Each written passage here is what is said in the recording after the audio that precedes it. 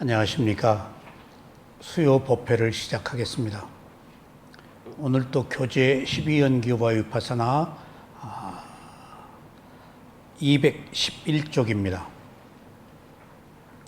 저희는 지금 위파사나 수행에 대해서 공부를 하고 있습니다. 위파사나 수행은 부처님이 깨달음을 얻으신 수행으로 이것을 사티파타나라는 경전에 자세하게 밝히셨습니다. 부처님이 깨달음을 얻은 수행은 선정 수행과 위파사나 수행 두 가지로 나눕니다. 선정은 대상과 하나가 되어서 근본 집중을 하는 고요함이 목표인 수행이고, 그 선정을 바탕으로 그 찰나산매로 지혜를 얻는 수행이 위파사나입니다. 그래서 보통 그것을 경전에서는 선정을 사티 사마디, 알아차림과 집중이라는 뜻으로 표현을 하고, 위파사나는 사티 삼파잔냐, 그래서 알아차림과 분명한 암, 지혜를 말하면 그게 위파사나입니다. 사마타 위파사나로 부처님은 말씀하지 않고 사티 사마디, 알아차림과 집중, 일때는 선정, 그 다음에 사티 삼파잔냐 해서 삼파잔냐가 지혜, 분명한 알을 말하거든요. 자세하게 아는 거, 지혜로 아는 거. 그럴 때는 위파사나예요. 그래서 선정은 집중의 고요함에 머물고, 위파사나는 그 너머에서 있는 그대로 알아차려서 대상이 가지고 있는 지혜를 통찰해서 집착을 끊는 것을 말합니다. 그런데 이 가르침 속에 어느 날 화들짝 우리가 선정에서 위파사나로 넘어갈 수 있는 게 아니고, 선정의 단계가 색계사선정, 무색계사선정이라는 단계적 과정이 있다는 것을 부처님에 의해서 밝혀졌습니다. 중요한 사실은 우리가 여기서 열심히 기도한다, 연부를 한다, 절을 한다 하는 그런 형태의 모든 그 수행은 인류의 오랜 수행들이 다 선정 수행입니다. 뭐든지 억눌러서 고요함을 얻는 수행. 그 선정 수행은 8개 단계가 있어요. 색계사선정, 무색계사선정. 물론 그 안에 들어가면 굉장히 많습니다. 자, 보세요. 그런데 그 다음에 위파사나 수행을 하면은 이제 색계, 무색계를 떠난 윤회가 끝나는 해탈의 자유를 얻습니다. 그래서 우리는 부처님의 가르침이 왜 이렇게 복잡해? 수행이 왜 이렇게 복잡해? 그러는데 복잡할 수밖에 없는 것이, 한 인간이 자기가 가지고 있는 고정관념, 잠재의식이 어제 오늘에 생긴 게 아니잖아요. 오랫동안 축적돼 왔단 말이에요. 그것을 단계적 과정으로 점진적으로 벗어나는 과정 때문에 그렇습니다. 한 번에 어느 날 화들짝 깨달을 수가 없습니다. 그래서 우리가 경전을 보면은 부처님 법문 처음에 듣고 수다원이 되었다, 아라한이 되었다 하는 사람들은 다 큰 사람들이에요. 준비가 된 사람들이에요. 그러니까 지금 우리가 준비가 되지 않으면 법이 있어도 있는 게 아니에요. 그러니까 학생이 있어야 가르침이 있다고요. 배우려는 자가 있어야 가르침이 있어요. 배우려는 자가 없으면 가르침이 의미가 없어져 버려요. 이게 상호적인 거예요. 상호적인 거예요. 만약 우리가 법이 있어도 법을 가까이 알려고 하지 않았다. 법이 있으나 마나잖아요. 준비가 안 된 거예요. 근데 법이 있는데도 그 법은 누구에게 드러나느냐? 준비된 자에게만 드러나는 거예요. 그 준비가 의도고 원인이에요. 원인이 없으면 안 돼요. 그래서 부처님이 깨달음을 얻은 과정을 선정에서는 8단계의 선정으로 나누고, 색계사선정, 무색계사선정, 그리고 위파사나 수행에서는 지혜를 얻는 과정에서는 7청정과 16단계의 지혜가 있다. 그러면은 7청정은 뭐냐? 감각기관이 감각 대상을 접촉했을 때 있는 그대로 보는 것을 청정하다, 맑고 깨끗하다 그러는데, 먼저 마음이 고요한 것을 청정이라고 그래요. 그래서 8정도 계 중에서 정이 청정이에요. 정해야 할 때. 청정. 그 다음에 청정의 상태에서, 집중의 상태에서 해가 와요. 정 뒤에 해가 오듯이. 그래서 7청정과 16단계라고 그랬을 때는 먼저 집중을 해서 마음이 고요해진 상태에서 16단계의 지혜들이 나온다 해서 청정과 지혜가 맞물려 가요. 그러니까 복잡할 수밖에 없는 것을 이해해 주셔야 되는 게, 오랫동안 축적되어 있는 어리석음에서 벗어나는 과정은 어느 날 하루아침에 되는 게 아니다. 무수한 세월 동안 고정관념으로 살아온 잠재의식을 무수한 세월만큼 노력은 하지 않아도 적어도 벗어나기 위한 일련의 과정은 그 노력이 필요하다. 수백, 수천, 알 수 없는 그 세월 동안 수행을 해야 벗어나는 게 아니고, 방법만 정확히 찾으면은, 부처님이 지시한 대로 정확히 찾으면 부처님께서는 일주일 안에 아라한이 된다고 하셨어요. 그 최장 7년까지 얘기하셨어요. 정확한 방법을 찾으면은. 그게 일주일 이내에 깨달음을 얻는다 부처님이 선언하셨어요. 일주일 이내에 아라한이 된다. 근데 길면 7년이다 그러셨어요. 그렇게 그 대념 적용에 그렇게 마지막에 선언을 하셨어요. 근데 그것이 보세요. 어떤 사람은 일주일, 어떤 사람은 7년인데 바른 방법으로 했더라도 인과에 따라서 바른 방법을 선택하는 노력에 따라서 다른 거예요. 그리고 선업의 공덕에 따라서 다른 거예요. 그러니까 선업이 공덕이 많은 사람은 빨리 들어가죠. 선업이 공덕이 부족한 사람들은 가다가 자꾸 물러선단 말이에요. 가다 물러서고 또 물러서고. 그러니까 어떤 그 강력한 드라이브를 걸지 못하는 것은 스스로 업이 부족해서 포기해버리거나 물러서는 거예요. 이거 전부 자기가 하는 것들이에요. 그래서 우리가 이런 단계적 과정이라는 것은 우리가 점진적으로 지혜가 향상되는 과정을 거치지 않을 수 없다는 현실적 문제를 이해해야 돼요. 그래서 왜 복잡해? 왜 이렇게 불교는 복잡해? 하는데 사실 따지고 나보면은 너무 복잡한 것을 부처님이 단순화시켜서 그나마라도 빨리 깨달음을 얻을 수 있도록 부처님이 제공한 거예요. 그러니까 그런 것 저런 걸 제가 아무것도 모르고 열반이 무엇인지도 모르고, 한국에서는 열반이 무엇인지를 잘 모릅니다. 죽는 게 열반인 줄 알아요. 그렇지 않아요. 열반은 립바나라고 그래서 탐욕성내 머리석음에 번뇌가 불타서 집착이 끊어진 걸 열반이라고 그래요. 탐진치로 살잖아요.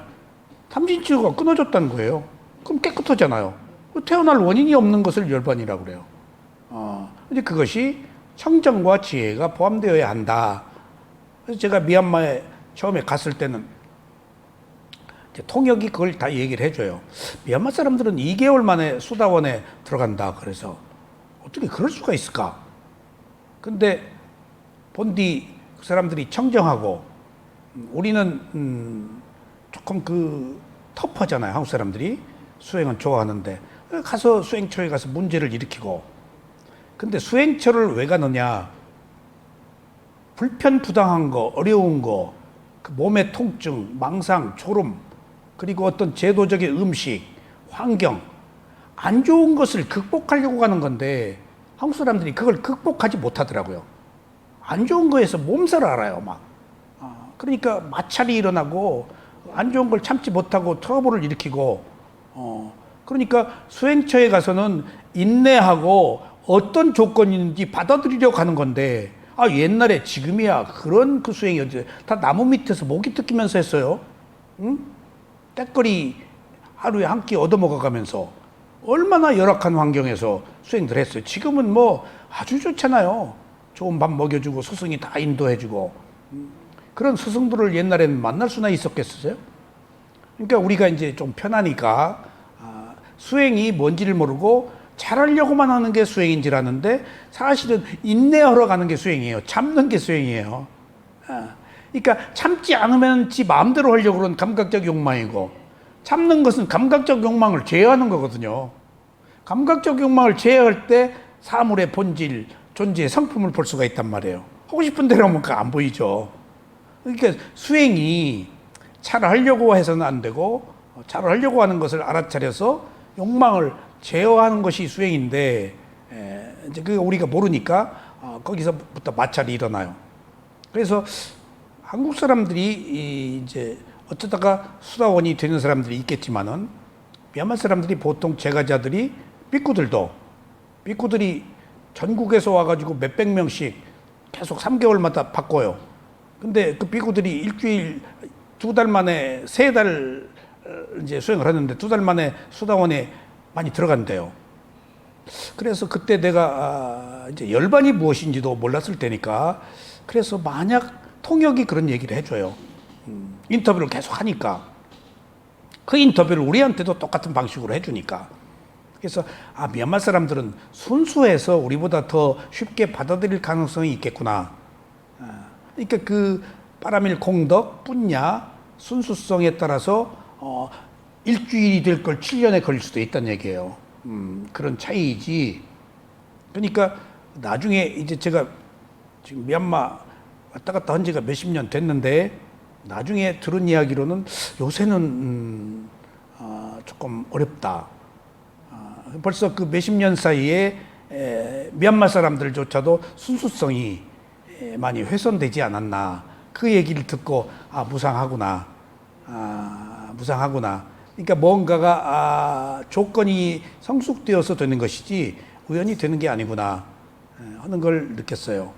그러니까 7청정과 16단계에 있는데 지금 7청정이라는 것은 깨끗함이니까 어떤 집중의 상태를 말하고 꼭 두 가지가 포함돼요. 7청정과 16단계의 지혜 두 개가 맞물려서 가는데 먼저 청정은 고요함, 선정은 아니지만은 집중의 상태에서 맑고 깨끗함, 그게 집중이거든요. 그 집중에서 지혜가 나는 16단계의 지혜가 단계적으로 성숙된다. 그러니까 지혜가 나도록 그 전 단계 청정이 만들어져야 돼요. 그래서 함께 가요. 그래서 개정해가 8정도의 계율은 알아차림이에요. 그다음에 정은 집중, 해는 무상고무화. 그래서 8정도 개정해가 하나의 큰 범주 안에서 함께 운영되는데 청정과 지혜는 정과 해의 차이다. 그렇게 해서 함께 간다. 그래서 이제 지혜 쪽으로 넘어왔어요. 지금 우리가 그 지혜에 넘어와서 지금 위파사나 수행의 지혜가 지금 붓다고사는 16가지, 16단계, 부처님은 10단계로 했는데 붓다고사는 다 포함해가지고 16단계로 했는데 같아요. 부처님은 앞에 12연기 빼고 그 다음에 도가 빼가지고 10개만 딱, 위파사나만 딱 하면 10개예요. 근데 붓다고사는 그걸 다 포함해서 16개예요. 그래서 10개나 16개나 다 같은 범주 안에 있는 것이다. 그래서 위파사나의 지혜로 넘어와서 제일 먼저 16단계의 지혜에 있어서는 정신과 물질을 구별하는 지혜, 그 다음에 원인과 결과를 아는 지혜, 연기의 지혜가 포함되어 있는데 부처님의 가르치면 위파사나 수행의 지혜에서는 그거 빼고 앞서서 그거 하고 위파사나로 시작하는 것은 현상을 바르게 아는 지혜다. 무상고무화로 바로 들어가요. 처음부터. 그러니까 위파사나 수행이란 말이 무상고무화예요. 위파사나 수행을 바로 시작하면 무상부터 봐야 돼요. 그래서 고급한 거예요. 위파사나 수행이. 근데 그 무상이 무엇이냐? 변한다는 거예요. 똑같지 않다는 거예요. 잘 안 된다는 거예요. 혼란하다는 거예요. 부조화예요. 균일하지 않잖아요. 망상이 왔다 갔다, 통증이 왔다 갔다, 정신이 오락가락, 전부 무상이에요. 조금만 오른발 왼발을 몇 번도 못 봤잖아. 호흡을 몇 번도 못 봤잖아. 그게 무상이에요.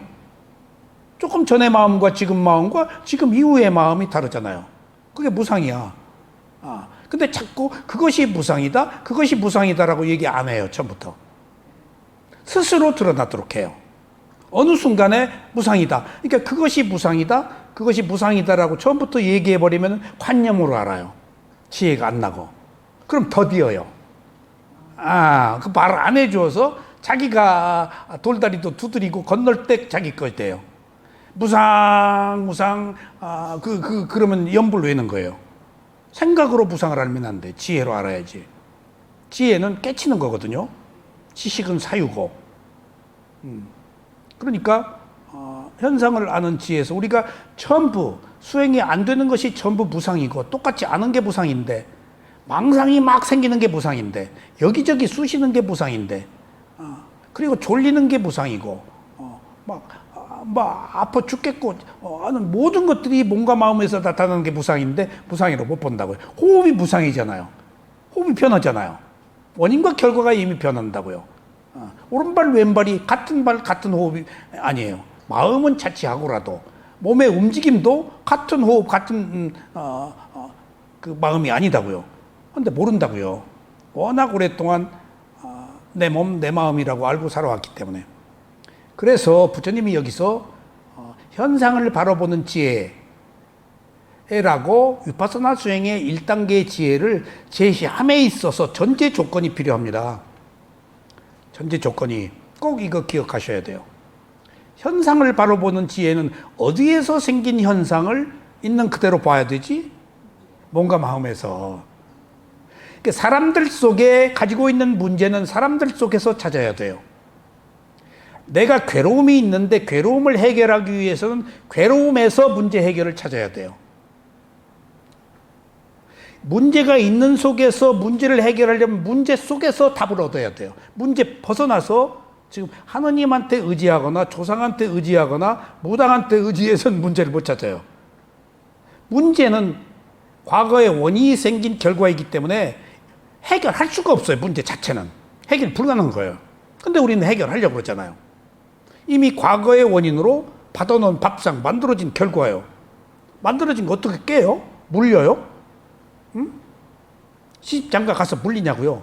뭐 이혼할 수도 있고 뭐 헤어질 수도 있지. 근데 이미 만들어진 것, 축적된 것, 이미 내가 겪은 것은 못 물리는 거 아니에요. 겪은 것 때문에 고통스러운데. 그러니까 문제는 어떤 형태로든지 만들어진 과거의 원인으로 생긴 결과이기 때문에 답이 없어요. 근데 우리는 답을 얻으려고 그런다고요.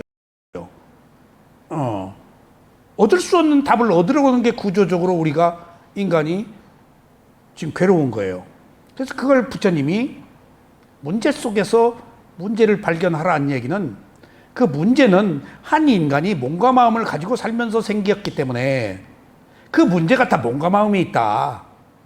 몸과 마음에서 찾으라가 12연기 안에서 발견된 거예요. 12연기가 한 인간의 몸과 마음이 원인과 결과로 진행된 거거든요. 그러니까 연기가 이렇게 중요하다고요. 몸과 마음으로 돌아와야 될 당위성이 12연기 안에서 확립된 거예요. 나고 죽고 한 원인과 결과가 한 인간의 몸과 마음에서 비롯된 거단 말이에요. 근데 어디 가서 뭘 찾냐고요. 어디 가서 뭘 찾냐고요. 조상을 찾아요. 뭐 하느님을 찾아요. 뭐 마호메트를 찾아요. 뭐 누굴 찾아요.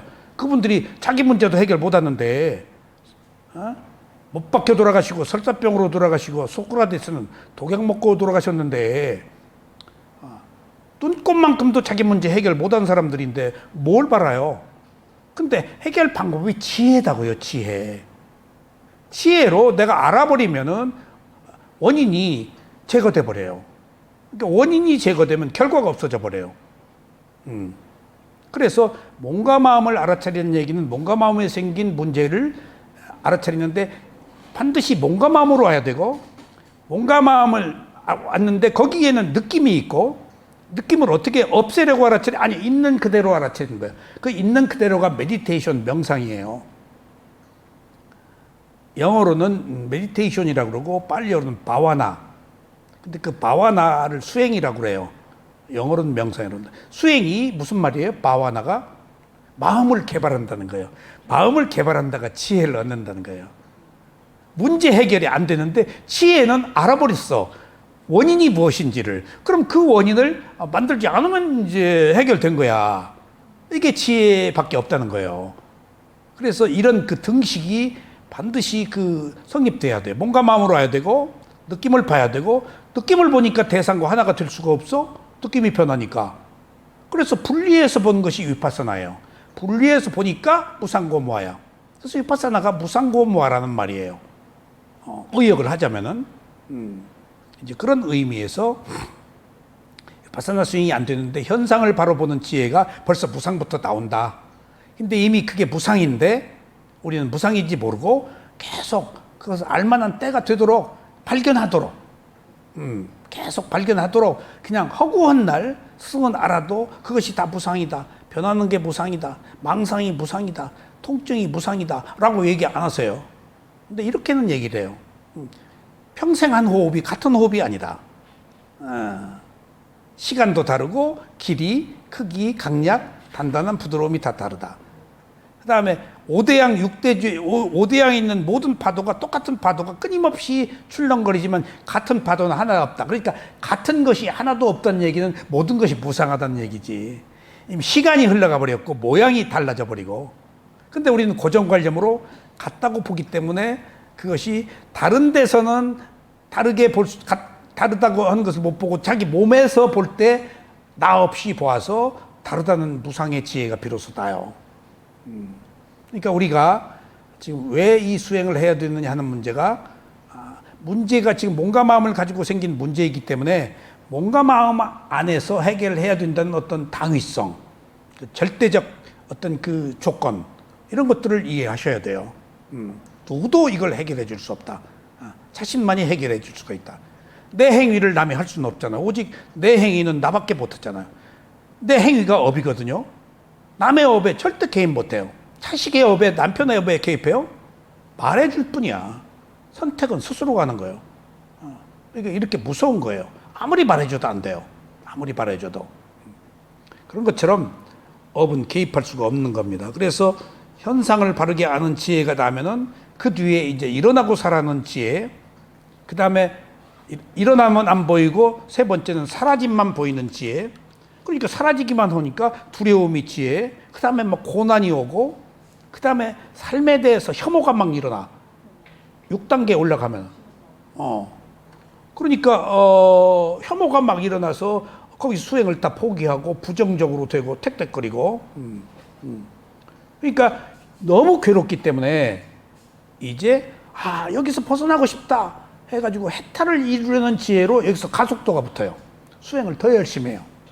그걸 지난 시간에 말씀을 드렸죠. 강에 빠졌는데 막 허우적거려 죽는데 뭐가 떠다니게 딱 잡았다. 그래서 아이고 살았다 하고 육지를 향해서 가는데 이제 정신 나서 자꾸 보니까 죽어서 썩은 개가 떠내려가는데 이 보니까 살긴 살았는데 내가 붙잡고 있는 게 썩은 개다. 그러니까 이 개를 또 이제 한순간의 마음이잖아, 이게. 요사피사 해가지고. 내가 지금 썩은 개를 붙잡고 있는 게, 지금 마음이 편치 않으니까 썩은 개를 벗어나려고 더 열심히 이 육지를 향해서 간 것이, 해탈을 이루려는 자유다. 지혜다. 하고, 오늘은 이제 해탈을 이루려는 지혜로 열심히 노력을 해서 다시 살펴보는 지혜를 할 차례예요. 이게 이제 가까이 간 거예요. 예? 가까이. 이런 과정들이 누구나 겪는 거예요. 늦고 빠르고의 문제가 있어요. 근데 누구나 겪어요. 부처님도 똑같이 겪어요. 모든 아라한들이. 그러니까 그런 이야기는 인간의 길이기 때문에 소는 소의 길이 있고 개는 개의 길이 있고 닭은 닭의 길이 있고 천신은 천신의 길이 있고 인간은 인간의 길이 있는 게 이게 인간의 길이에요. 이건 못 벗어나요. 이건 부처가 만든 게 아니고 오랫동안 깨달음의 세계에서 전통적으로 유지되어 온 어떤 일종의 질서예요. 이 질서를 누가 만들었느냐? 그것은 질서가 만들었어요. 어느 특정인이 만드는 게 아니에요. 그러니까 이제 이런 경우에 최초에 누가 만들었느냐? 그것을 시원이라고 그러거든요. 원시라. 최초에 누가 만들었느냐? 언제부터 만들었느냐? 최초에 누가 만들었느냐? 하는 얘기가 학자들이나 호기심이 많거나 궁금증이 있는 사람들은 관심사죠. 근데 부처님은 알 수 없다고 그랬어요. 너무 까마득히 오래된 이야기는. 시원은 알 수가 없다. 그 이야기는 무엇 때문인지를 아는 것이 중요하지 언제 어떻게 누가 만들었느냐 하는 것은 네 괴로움을 해결하는데 아무 의미가 없다. 누가 만들었다면 어떡할 거요? 그건 의미가 없어. 중요한 것은 내가 원인을 알아서 바뀔 수 있는 어떤 조건을 만드는 것이, 그러니까 시원, 원시 그렇게 나와요. 주석서에. 시원은 부처님이 모른다. 더 이상 알려고 하지 말라는 얘기예요. 그러니까 시연 알아서 300억 전에 어떤 놈의 인간이 어떻게 만들어서 그걸 어떻게 헤아릴 수도 없으면 그 알은들 무슨 소용이 있냐고요. 중요한 것은 합당한 원인을 찾아서 제거할 수 있는 합당한 원인을 아는 게 중요한데, 그래서 그 원인이 시원이 아니고 무명이다, 어리석은 것이다라고 부처님이 선언한 거예요. 원인 찾지 말아라. 원인은 무명이다. 무명이 너머로 가지 말아라. 그게 너하고 아무 상관없다. 너하고 아무 상관없다. 그것이 무슨 의미가 있느냐는 제 설명이에요. 부처님은 그렇게까지는 얘기는 안 하셨어요. 극단적으로. 너하고 무슨 상관이냐 그게. 다른 이야기 속에서 부처님의 그런 묵시적인 그런 말씀이 있어요. 필요 없는 걸 네가 왜 자꾸 묻냐. 그러니까 그 사띠 비구가 세존이시여. 왜 그러니까 지금 세존은 돌아가셔서 아라한은 어디로 가십니까? 자꾸 물어. 그리고 뭐 이러고 저러고 어디서부터 오고 어디로 가고 언제부터 시작되고 그런 학문 원론적인 문제. 그러니까 세존이 뭐라고 하셨어요? 너는 가슴에 박힌 화살을 뽑는 게 문제인데 네가 가슴에 박힌 화살을 뽑아야 되는데 잠깐 뽑지 마요. 이거 동쪽에서 쐈어요? 서쪽에 쐈어요? 동남쪽에 쐈어요? 잠깐, 이 깃털은 꽁깃털이요? 닭깃털이요? 뭔 깃털이요? 화살은 이게 무슨 대요? 대나무요? 이거 뭐요? 이 독약은 뭔 독이요? 염산이요? 수은이요? 그거 묻는 것도 같다. 너 그러다가 그거 묻다가 죽는다. 그러니까 포커스 핵심은 부처님이 항상 주제를 안 벗어나고 그 원인이 무명이다, 모른다. 그러니까 이제 무명의 반대가 지혜예요. 그러니까 무명이 어느 의미로는 기독교에서는 원죄와 같을 수 있어요. 근데 원죄는 못 벗잖아요. 근데 여기서는 알면 끝나버려요, 무명이. 아느냐 모르느냐의 한 차이야. 아는 게 알미야, 깨달음, 지혜야. 그렇게 극명하게 어둠에서 밝음으로 딱 나오는 것이 해탈이야. 모르면 움켜쥐어. 알면은 무상하고 더덥고니까 집착을 끊어. 그럼 끝이야. 그런 의미에서 매우 현실적이고 지혜라는 것이 관통하고 꿰뚫어서 잡다한 것을 뚫어버린다 하는 의미가 있는 겁니다. 여덟 번째, 다시 살펴보는 지혜. 이제 아홉 번째, 이제 그 해탈을 열심히 노력했죠. 이제 나와서 가까이 가서 본 거예요, 이제. 그래서 여덟 번째 오늘은 다시 살펴보는 지혜입니다. 이것은 되돌아 살펴보는 알미입니다. 알물지혜라고 그래. 아는 마음, 아는 마음, 또 다른 말로는 지혜, 그리고 또 여러 가지 지혜가 굉장히 많아요. 상황에 따라서, 그래서, 이게 보통 그걸 분명한 알미라고 아는 마음 지혜예요. 그러니까 불교는 뭐 하는 거라고요? 아는 거예요. 딱 한마디로 요약하면. 불교는 아는 거예요. 뭘? 부상거무하라 하는 거예요. 불교는 아는 거예요. 그러니까 알면 안 당해요. 모르면 번 도둑한테 당해요. 사기꾼한테 당하고. 그러니까 요즘 한 친구하고 초등학교, 중학교 친구한테 연락이 와서 옛날 친구들을 연락이 왔길래 물어보니까 죽은 사람도 많고 살아있는 사람도 옛날에 잘 살았는데 지금 어렵다. 그래서 왜 그러냐 할 때 사기당해서 그렇다. 걔가 뭐에 사기당하고 그래서 그랬어? 그랬구나. 사기도 당하는구나. 그러니까 사기에는 이익이 있겠지. 그러니까 몰라서 사기당한 거예요. 이익이 있고 큰 일확천금, 큰 이익. 그럼 벌써 그건 위험한 거야. 그러니까 그런 이야기를 듣고 우리 사회에 사기라는 게 있었지. 나는 너무 이 세상 사람과 몇십 년 동안 떨어져 살아가지고 접촉을 안 하니까 맞아, 사기꾼도 있네. 잠깐만요.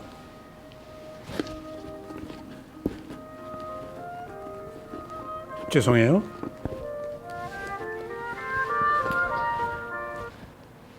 제가 지금 법문 중이니까 이따 전화 드릴게요. 나 곽준입니다. 다 강철봉이 이따 지금 뭐 법문 중이니까.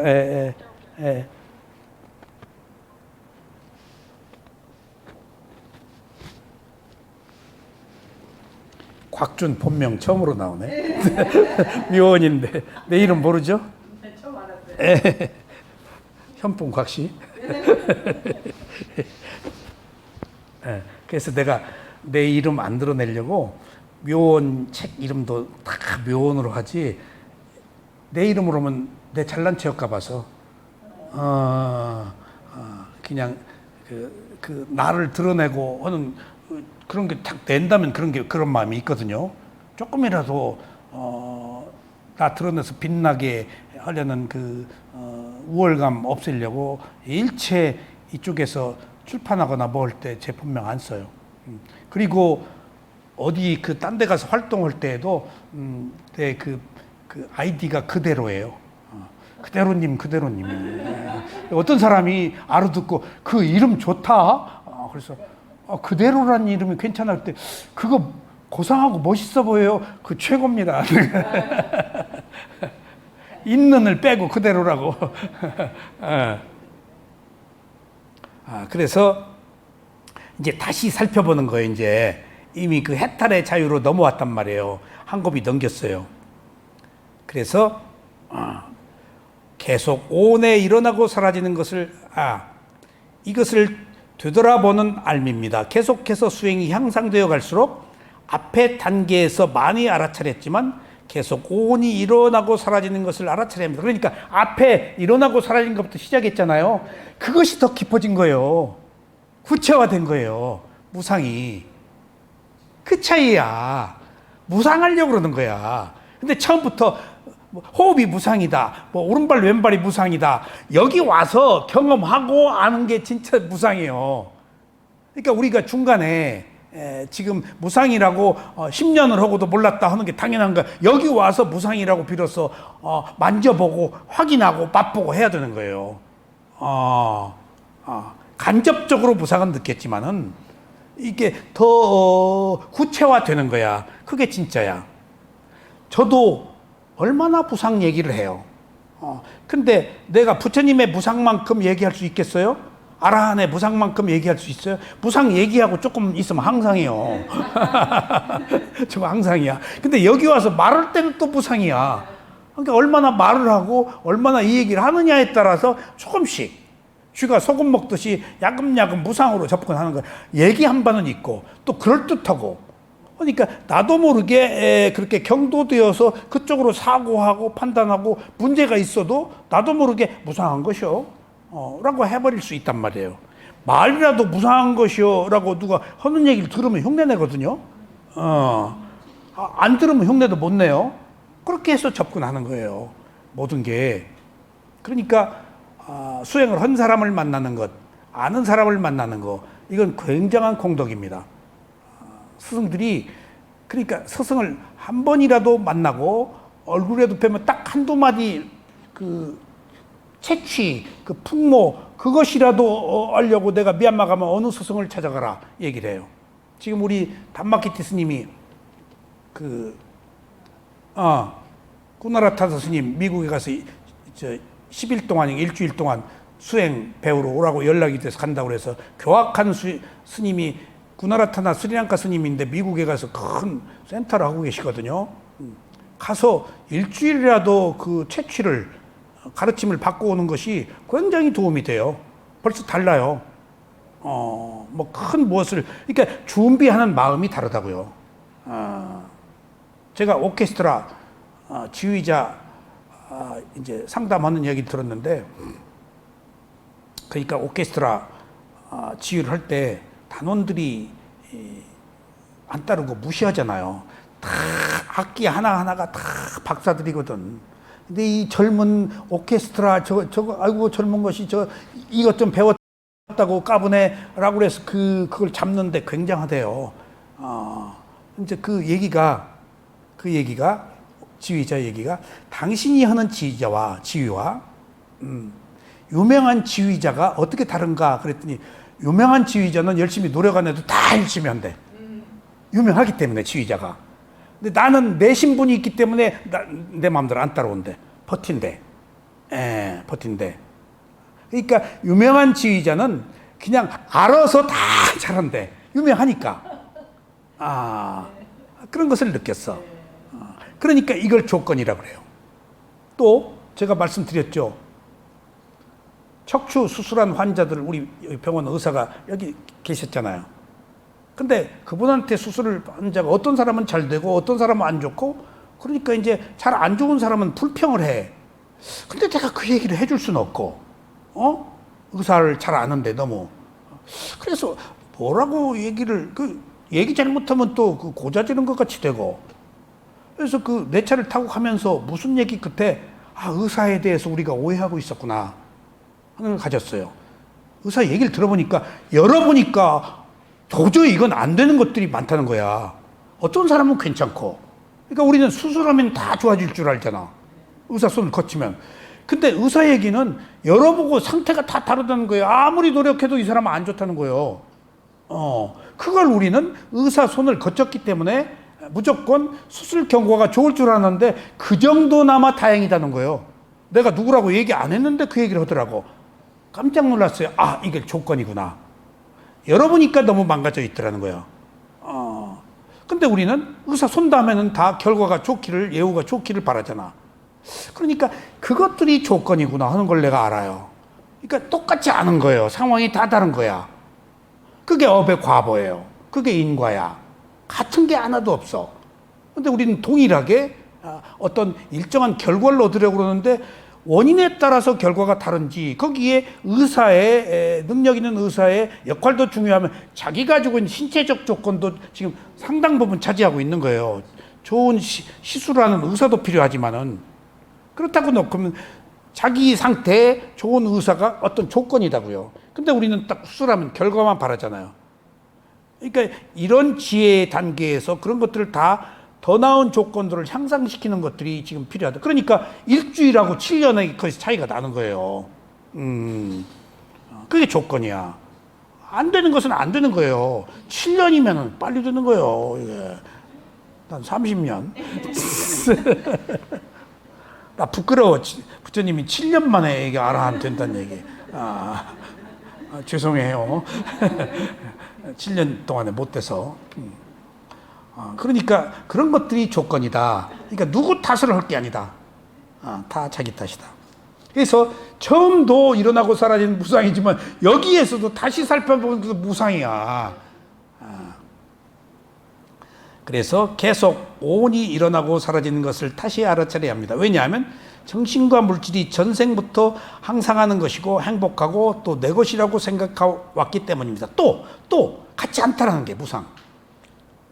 그래서 전생이 아니고 과거의 원인이라고 알 때까지. 그래서 과거생이라고 알아야지. 전생이라고 그러면 그 전자는 내가 옮겨온 거예요. 과거생이라고 그래야지. 원인이라고 그래야 돼요. 그러니까 전생과 내생이라고 부처님은 안 해요. 과거의 원인, 미래의 결과. 그러면 내가 옮겨온 거야. 천이니까. 이 생과 연결돼 있어. 근데 원인과 결과가 연결돼 있지 내가 연결된 건 아니야. 거기에 좀 매우 철학적인 깊은 시면이 있어 이해하는데,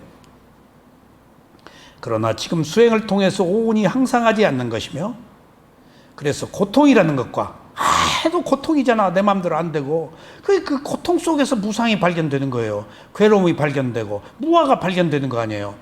내 마음대로 안 되잖아. 자 보세요. 1시간 수행이 잘 되면 하루가 안 돼요. 하루가 잘 되면 일주일이 안 돼요. 이건 불문율이에요. 1시간 수행이 딱 잘 되죠? 그럼 다음 시간에 오늘 왔다. 아라한. 이제 아라한 오늘 왔어. 그냥 기가 막혀요. 재미가 쫙 집중이 되고 막 쑥쑥 호흡이 막 그 깃털처럼 하고 좋아. 근데 다음 시간에 죽어도 안 돼요. 몸부림을 쳐요. 조금 전에 잘 됐는데. 그러니까 그런 경우에 스승들이 얘기하면 원숭이가 나무 밑에 내려왔으면 또 올라가야지 항상 나무에서 나무로 못 뛴다. 새로 시작하는 것이다. 그것이 무상이야. 계속 새로 시작하는 것, 같지 않다는 것을 아는 거야. 수행이 안 될 때마다 안 될 때마다 내 마음대로 안 되는 것을 아는 거야. 그러니까 하루 잘 되면 일주일 안 되는 것이 내 오만이 일주일 간다는 얘기야. 한 시간이 하루를 가고 잘 됐는데. 근데 딱 그러니까 무수하게 잘 되다가 하려고 해도 안 돼. 그럼 막 몸부림을 치다가 꼬리를 내려. 꼬리를 내리면 조금 잘 돼. 꼬리를 내릴 때 잘 돼요. 근데 잘 하려고 그러면 안 돼요. 그러니까 수행이라는 것이 처절하게 암환과 싸우는 거예요. 그리고 안 되는 것 속에서 유신견, 자존심 그것이 마모되고 무상고 무아의 지혜가 그 자리에 들어서는 거 비로소 안 돼야 꼬리를 내리는 거예요. 정말 꼬리를 내리면 편해요. 정말 꼬리를 내리면 편해요. 그래서 내가 무슨 일이 있으면 잘못했어요 용서해 주시 하는 게 꼬리 내리는 거거든. 시비가 없어. 그냥 상대편이 깜짝 놀라. 내가 잘못했다고 용서해 달라고 그러면 날 또 그걸 즐겨. 내가 용서해 그러면 상대편이 깜짝 놀라고 해서 내가 속으로 또 그 즐겨. 놀랐지? 그렇지 않고 답이 없어. 답이 없어. 거기에 자존심이 없잖아요. 나도가 없고 알아차린 현상만 있다고. 그러면 해결될 것을. 그래서 은현 씨 남편한테 용서해 달라는 얘기 아직도 안 했지? 한 번 더. 용서해달라고 할 일이 없어서 한번 해봐. 문제를 일으켜가지고 깜짝 놀랄 거예요. 니 뭐 먹었나? 그러니까 여기 오시던 분이 남편이 그렇게 속을 썩이고 밖에 나가서 지내고 그래서 이제 용서합니다. 뭐 이해합니다.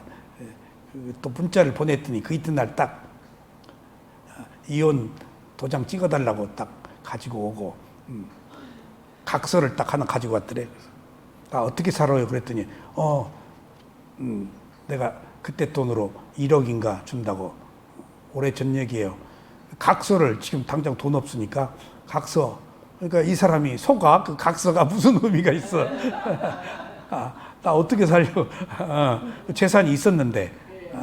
그러니까 이쪽은 그 수행을 하면서 인간적으로 관용이 생겨서 그 사람이 바람핀 것을 용서하고 이해하는데 딱 이제 이혼 도장 안 찍어줬으니까. 그러니까 1억 딱 각서 써가지고 왔더래.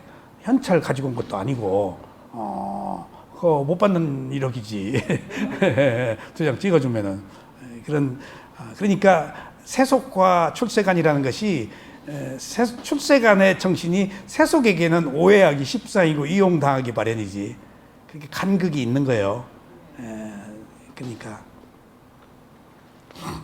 자, 그래서 지금 수행을 통해서 오온이 항상하지 않는 것이며, 그래서 고통이라는 것과 내 것이 아니라는 것을 알기는 했지만 뿌리 깊은 삿된 견해에서 완전히 벗어났다고 할 수는 없습니다. 아직도 얼마나 오랫동안에 쌓아온 자아야.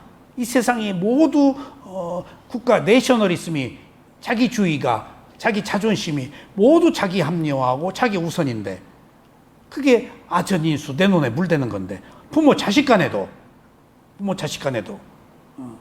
여기 또 한 가지, 이것을 비난할 이야기는 아니지만은, 제가 IQ 164, 204 그 백광현이 그 천재, 걔를 유심히 여러 각도에서 관찰을 했어요. 걔가 작곡도 해요. 그래서 과학고등학교 들어갔단 말이에요. 과학고등학교. 그러니까 한 학기 만에 자퇴했잖아요. 걔가 28kg에서 22kg 빠졌더만. 왕따 시키는 거예요. 왕따. 그러니까 거기 대학 입시를 위해서 뭐 부분별로 몇 명이 모아서 하는데 걔가 끼니까 이제 안 좋은 거야. 그러니까 막 그 걔한테 말을 안 시키는 거. 그 다음에 막 또 꺼지라고 그런 거. 뭐 막 10살 먹은 애한테. 그러니까 이제 애가 어느 날, 아빠 나 수학 문제 푸는 기계 같다고, 학교 안 나가겠다고. 그러니까 아빠가 꼭 펴안고 나가지 말아라 하고 끝났는데, 학부모가 이제 자퇴한다 그러니까 과학부의 명예를 실추시키고 뭐 하고 이제 약간 험구를 넣었더라고. 근데 그것이 서희초 초등학교 학생이나 학부모들의 문제가 그게요. 그 학부모가 어디서 들은 이야기를 했겠지. 그러니까 그게요. 세속의 현실이라서 뭐라고 할까? 우리들 마음속에 다 학부모의 마음이 똑같아요. 내 새끼에 대해서. 옛날엔 많이 낳아서 별로 관심을 안 끼고 지금 하나둘 낳잖아요. 걔들이 그 장군이고 지금 대통령보다 더 높은 지위를 가지고 살고 있어요. 학원을 몇 개 보낸 줄 아세요, 애들? 걔들 한번 잘못 건드렸다가 큰일 나잖아요. 그러니까 시대가 변했는데 그만큼 우리가 먹고 살기 때문에 상이 나빠진 거예요. 아상이 생긴 거예요. 그 세속의 현실이야. 그게. 그래서 이 수행이 더 필요해요. 그건 세속에서 겪어야 될 일을 세속적 관점에서 불가피한 거야. 그러니까 구조적 어떤 커리큘럼, 시스템 안에서 해결되는데 그 시스템을 수용할 수 있는 사회가 안 돼 있어요. 천재에 대해서 가지고 있는 예후, 어떤 사회적 배경, 그런 시스템 이게 안 돼 있어요. 다 경쟁이고 원수인데, 다 안타까운 일이에요. 우리나라 어떤 세계적인 유명한 지휘자 있잖아요. 그분이 그 서울시향 지휘자 했을 때 서울시향 표가 몇 장도 안 팔렸어요, 많이. 그분 지휘하면서 내가 그 서울시향 표 사가지고 가고, 지휘가 얼마나 뛰어나게 발전했는가 하면은, 그러니까 그 런던 심포니 오케스트라보다 조금 그 수준으로 올라갔다. 그러면 외국 사람 막 데려다가 했거든요. 그러니까 조금 그 막 잘라내고 뭐 했겠지. 근데 그 사람을 이 사회가 수용하지 못하고 내쫓았어요. 지휘자. 안 좋게 막 험 잡아가지고 막 그냥 뭐 이러고 저러고. 그래서 이 사람이 어떤 사람인데 이 사람이 다 달라고 하고 무리하게 요구도 안 하는데 다 달라고 하는 것도 더 주어서 모셔서 한국의 음악을 레벨을 높여야 되는데 세계적으로 유명한 음악가들 나오는데 지휘자 하나 나오기가 쉬워요? 예?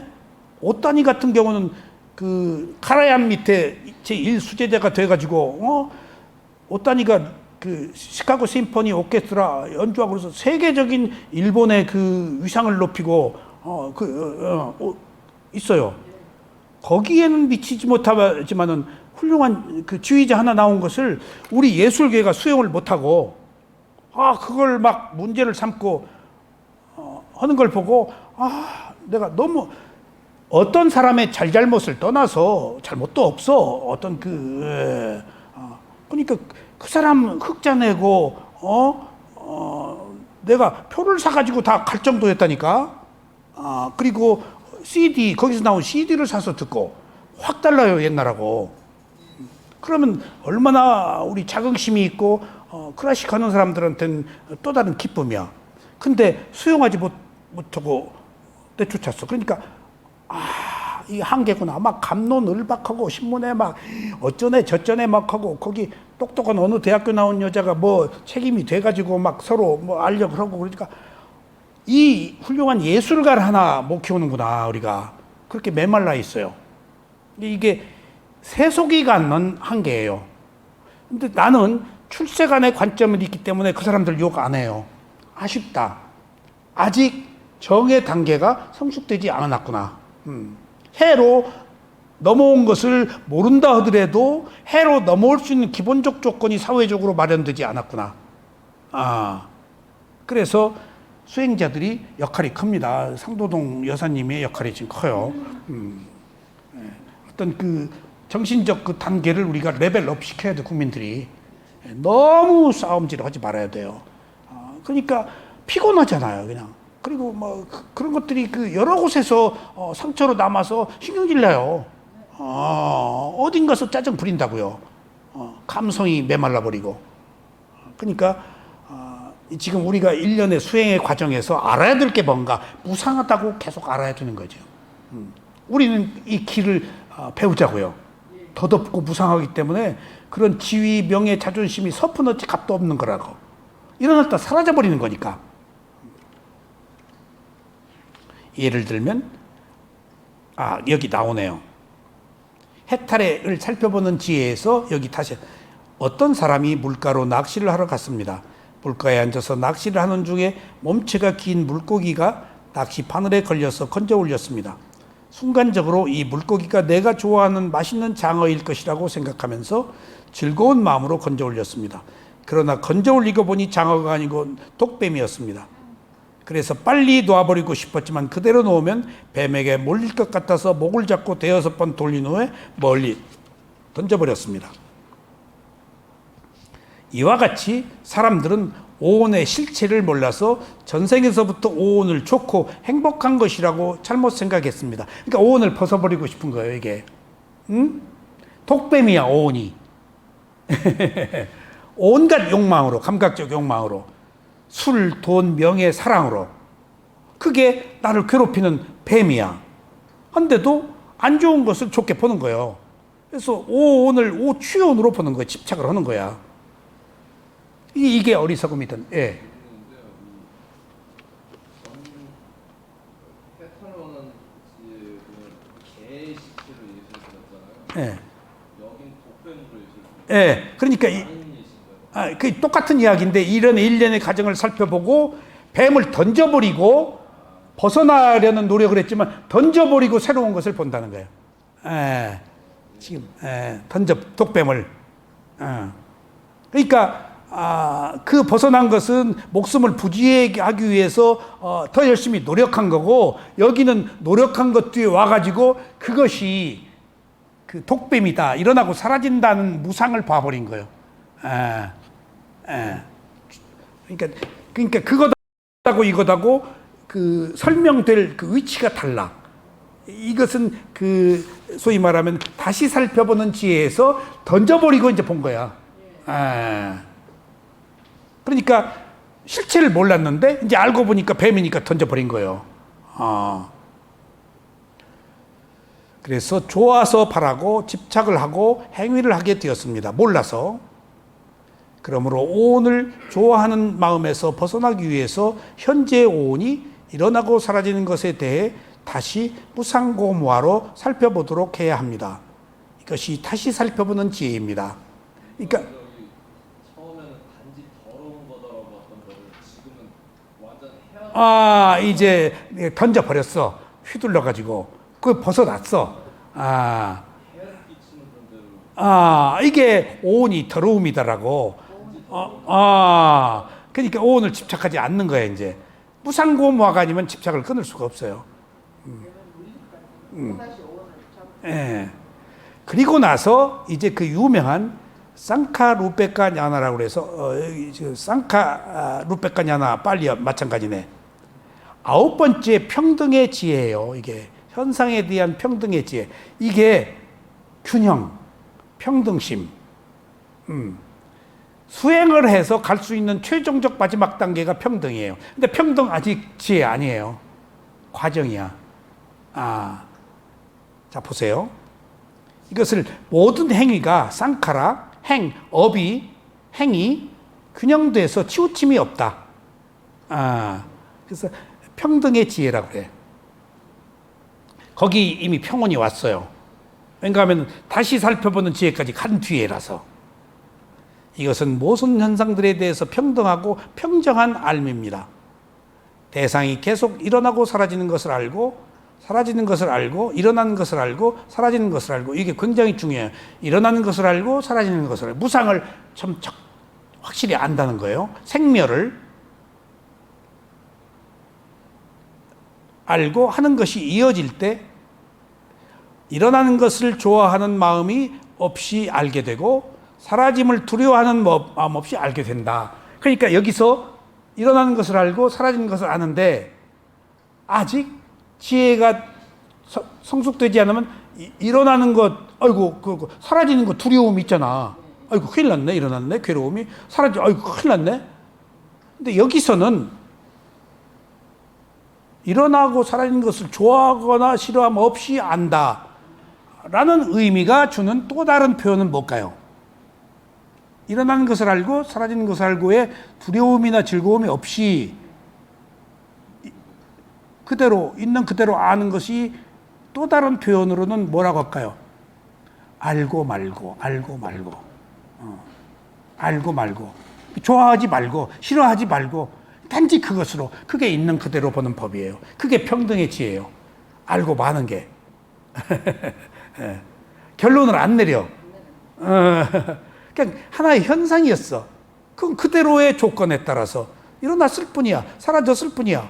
그러니까 일어나고 사라진 거에 대해서 아무 허무감이나 어떤 그 데미지를 안 받아. 일어나서 사라졌어.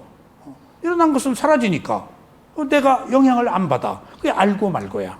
그것을 극명하게 부처님이 알고 말고. 그래서 내가 이 우소바노 12연기 스승한테 처음으로 알고 말고를 처음 들었어요. 그 얘기를.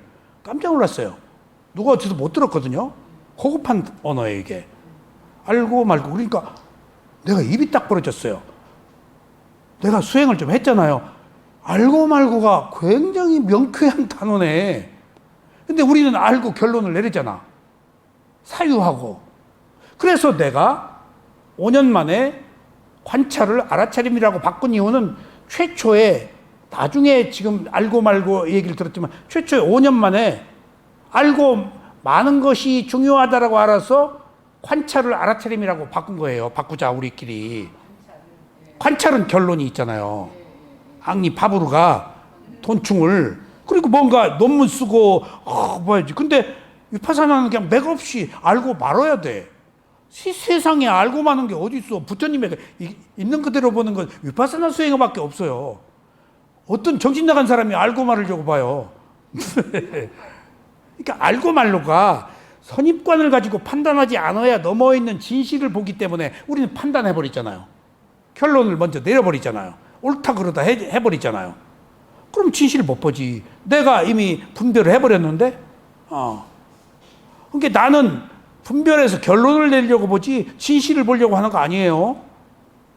예. 그 방법이 아닌 다른 방법은 모르고 살았기 때문에 판단을 유예하는 방법은. 그러니까 여러분들도 보세요.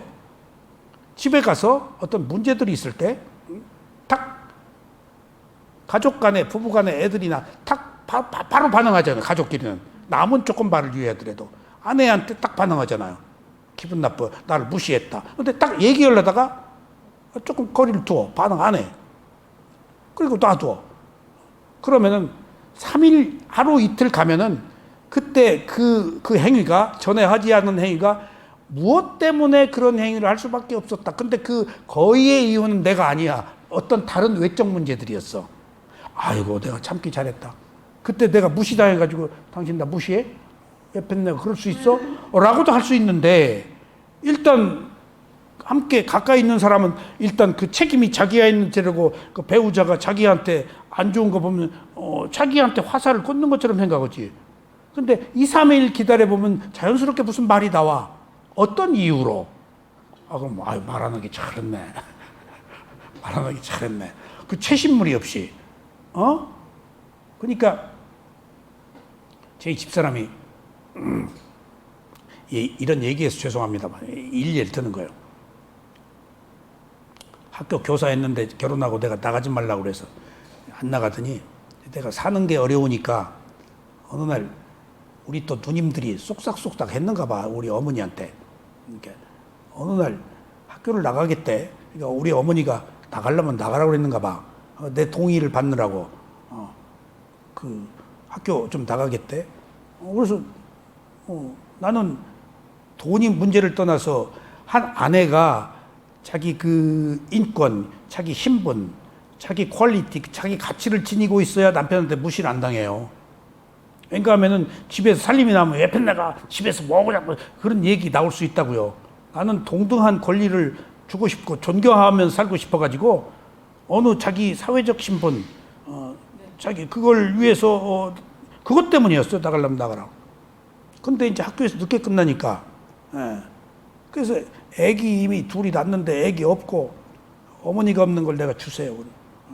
그리고 버스 오는 데까지 한번 가고 또 다음에 또 가고, 버스를 대여섯 번 하면 좀 부하가 오른다고 이제.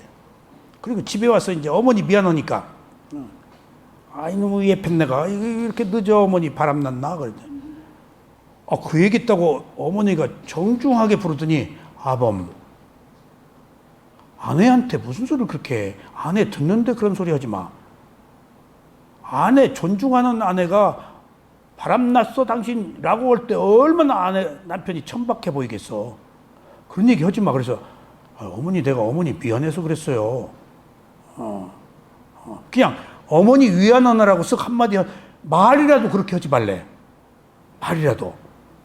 그러니까 그런 그 사소한 이야기이지만은 그런 이야기를 제가 많이 들었어요. 해병대 갔을 때도 남이 싫어하는 거 해. 빼지 말고. 그래서 내가 쉬는 시간에 풀 뽑는 선착순 하면 안 나가지. 근데 내가 먼저 나갔다고. 왜냐면 안 나가다 걸렸어. 아무도 안 나오니까 줄 서라고 그러는데, 내가 시선을 이러고 있는데, 근데 모른 체 했지. 쉬는데. 그때, 너 이 새끼, 너 꼬라박고 있는 새끼. 저요, 그때. 나와, 이 새끼. 이러고 있는데, 내가 비켜가기를. 한 순간적으로 막 이 비굴한, 내가 안 걸리기를. 그러니까 걸려가지고, 아구창 한 대 맞고 꼬라박고 안 쳐다봤다고. 그리고 나서 비굴한 나 때문에 맞을까 봐서 아니고 내가 항상 1등 나 했어요. 그렇게 이끌어갔어요. 아마 그런 것들이 제 삶에서 뭐든지 나서서 피하지 않고 이끌어간 하나의 교육도 있지 않았을까 싶어요. 그래가지고 실수도 많이 했지. 이끌어간다는 게 앞서서 저질러버리는 일들. 그래서 거의 실수야. 욕망이니까. 이게 선한 의도에 열정이 있으면 그 열정이 욕망이야. 근데 이제 좋은 걸 내가 배웠어요. 지칠 줄 모르는 열정이 나이가 먹으니까 힘이 빠져서 열정이 줄었어. 이게 이제 균형이 맞아, 이제. 힘이 없어서 열정이 이제 줄으니까, 이제 사물이 좀 균형이 맞아. 헐레다가 안 해. 힘이 없으니까. 야, 이거 나이 먹어도 좋은 거 많네. 다 적응해서 지혜롭게 살도록 돼 있네. 젊어서는 못 느끼는 것을 적응의 지혜가 생겼어. 그래서 평등의 지혜, 현상의 평등의 지혜. 그래서 알고 말고가 평등의 지혜에서 얻는 거예요. 그러니까 때가 되면은 이 평등의 지혜에서 시작과 중간의 것을 다 볼 수 있어요. 그 전에는 못 봐요. 시작과 중간의 것 처음부터 끝까지 다 봐라 하는 얘기는 오래 못 봐. 여기서 마음이 고요하니까 이제 다 보는 거예요. 여기서 팍 열반으로 지혜가 터지는 거예요. 오래 보기 때문에. 그러니까 이게 어느 날 어느 순간에 아무 이유 없이 되는 게 아니고 열반에 무상고모화의 지혜가 성숙되는 단계적 과정에서 점진적으로 다음 조건들이 결론으로 오는 거예요. 결코 우연 없습니다. 그래서 우리 이 스승인 옵소바나서 했는데 알고 말고를 처음 들었어요. 근데 그것을 또 다른 데서는 알 뿐, 들을 뿐, 볼 뿐이라고 또 얘기를 하더라고요. 알고 말고가 알 뿐, 들을 뿐. 똑같은 얘기예요. 알고 마는 거나 결론 안 내린 거예요. 그러면 이제 그것이 가지고 있는 의미가 발견되지. 아까 얘기했죠? 문제를 해결하려고 하지 말아라. 답이 없다. 문제 해결은 무엇이 될까? 그 문제를 일으킨 원인을 아는 거야. 알고 말아야 그 원인이 지혜야. 원인을 아는 게 지혜야. 지혜로밖에 해결 안 돼. 모르니까 똑같은 짓을 되풀이 하잖아. 무슨 문제 때문이었다라고 지혜로 알면 똑같은 짓을 안 해서 내가 또 안 괴로운 거야. 되풀이 하잖아. 되풀이해. 어떤 인간관계나 모든 것들을 어리석어서 그 적당한 이해, 감성에 얽혀서 또 되돌아가. 벗어났다가 되돌아가고, 벗어났다가 되돌아가고. 이게 벗어난 게 아니야. 아직 집착하고 있는 거야. 그러니까 못 보는 거예요, 지금 이걸. 그러니까 알고 말지 못한 거예요. 알고 말으면은 일련의 어떤 감성적인 것들이 싹 사라져버려요. 깨끗이 정리가 돼요. 그래서 일어남이 고라는 것을 알고 사라짐이 고라는 것을 알기 때문에 좋은 것도 없고 두려움도 없는 평정과 함께 알아차리는 것입니다. 좋은 것도 없고 싫은 것도 없어. 그때 균형이에요. 평등의 지혜. 자, 이 뒤에 백 선생이 늘 이야기했던 적응의 지혜가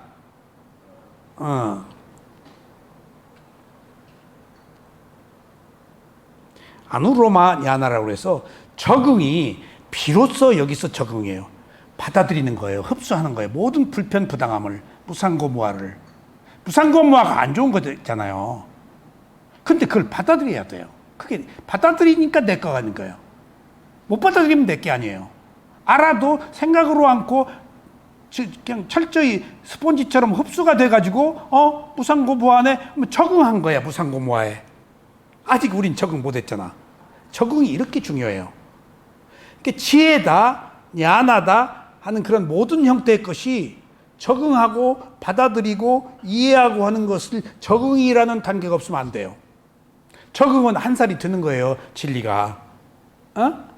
이 적응이 상카루페카 냐나 평등의 지혜에서 적응의 지혜는 평등의 지혜에 속하는 걸까? 열반의 지혜에 속하는 걸까? 적응의 지혜는 열반에 속해요. 열반으로 가는 문이야. 적응이.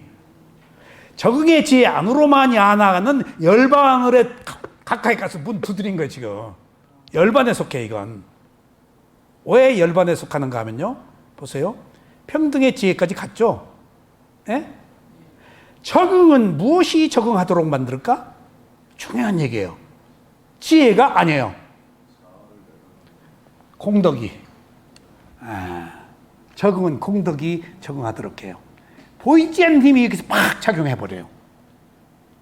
공덕발 없으면 여기서 지혜 가지고 안 돼요. 가장 원초적, 한 인간이 가지고 있는 원초적 그 선한 공덕, 자, 밑바탕에 깔려있는 공덕이 깨끗한 청정한 공덕이 옛날 많이 쌓았잖아. 남 베풀고 도와준 것이. 그때 여기서 힘을 딱 발휘해요. 탁 적응을 흡수하도록 공덕이 힘을 줘요. 여기서. 왜냐하면 한 인간의 기본을 구성하고 있는 가장 기본적인 토대야. 공덕이. 선한 일을 하지 못하면 지혜를 얻으려는 생각도 없어. 그러니까 앙굴리말라가 999명을 죽였어도 공덕을 쌓은 공덕이 있었어. 아라한이 되는 공덕. 그러니까 봐요. 그러니까 살인자하고 유심견, 어리석은 자하고 어떤 것이 더 큰 죄일까? 출세간의 세계에서는 살인자는 그때 원수 갚느라고 갚았어. 근데 다음에 지옥 갔다 와가지고 아라한 돼. 더 큰 범죄는 영원히 내가 최고라고 그러고 자기 주장만 하는 어리석은 자가 살인자보다도 더 오랫동안 고통 속에 있고 더 범죄야. 정 바꾸려고 하네. 어리석으면. 살인자는 후회하고 용서 구하고 개과 천선하면 999명 죽이고도 아라한 됐다니까. 앙굴리말라가. 우리는 살인자와 어리석은 자를 놓고 볼 때 살인자에 대한 사회적 그 비중을 훨씬 죄악을 높이 씌어지. 깨달음의 세계에서는 살인은 일과적인 거야. 깨달음은 아무것도 아니야. 회개하면 아무것도 아니야. 그리고 그 살인이 전생에 그 사람이 나를 죽였기 때문에 내가 갚은 원인과 결과였을 뿐이야. 내가 죽임을 당하지 않았는데 내가 안 죽여. 죽임을 당해서 죽이는 거예요. 그게 윤회예요. 치고받는 게. 누구 잘못이야? 부처님은 잘못 없다. 원인과 결과만 있을 뿐이다. 순환의 연결 고리만 있을 뿐이다. 그 최초로 누구부터 시작했냐? 이건 의미가 없다. 계속 되었을 뿐이다. 그건 잘잘못이 없다. 치고받는 것, 윤회를 끝낸다는 건 치고받는 걸 끝내는 거예요. 그러니까 누구 잘못을 따질 이유가 없지? 치고받는데? 그러니까 닭이 먼저냐 알이 먼저냐 하는 것이 아무 의미가 없어요. 알아서 먹을 거야. 닭이 먼저냐 알이 먼저냐. 그 답이 없는 문제에 대해서 우리가 추론적으로 교학적으로 사유하고 있는 거예요. 그게 뭐가 먼저다가 무슨 의미가 있어? 시작이 무슨 의미가 있냐고. 중요한 원인이 뭐냐지. 그러니까 우리가 그래서 그 분명한 알매서 고짜라 삼빠잔나라고 부처님의 가르침 중에서 우리가 불필요한 것을 가지고 논쟁을 벌리지 말아라. 범주 안에 있는 한 인간의 문제만 가지고 삼아라.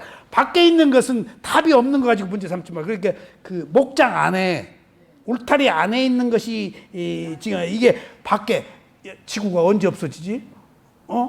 아이고 뭐 언제 그 무슨 벽지불이 오지? 언제 그게 너하고 무슨 상관이냐, 지금.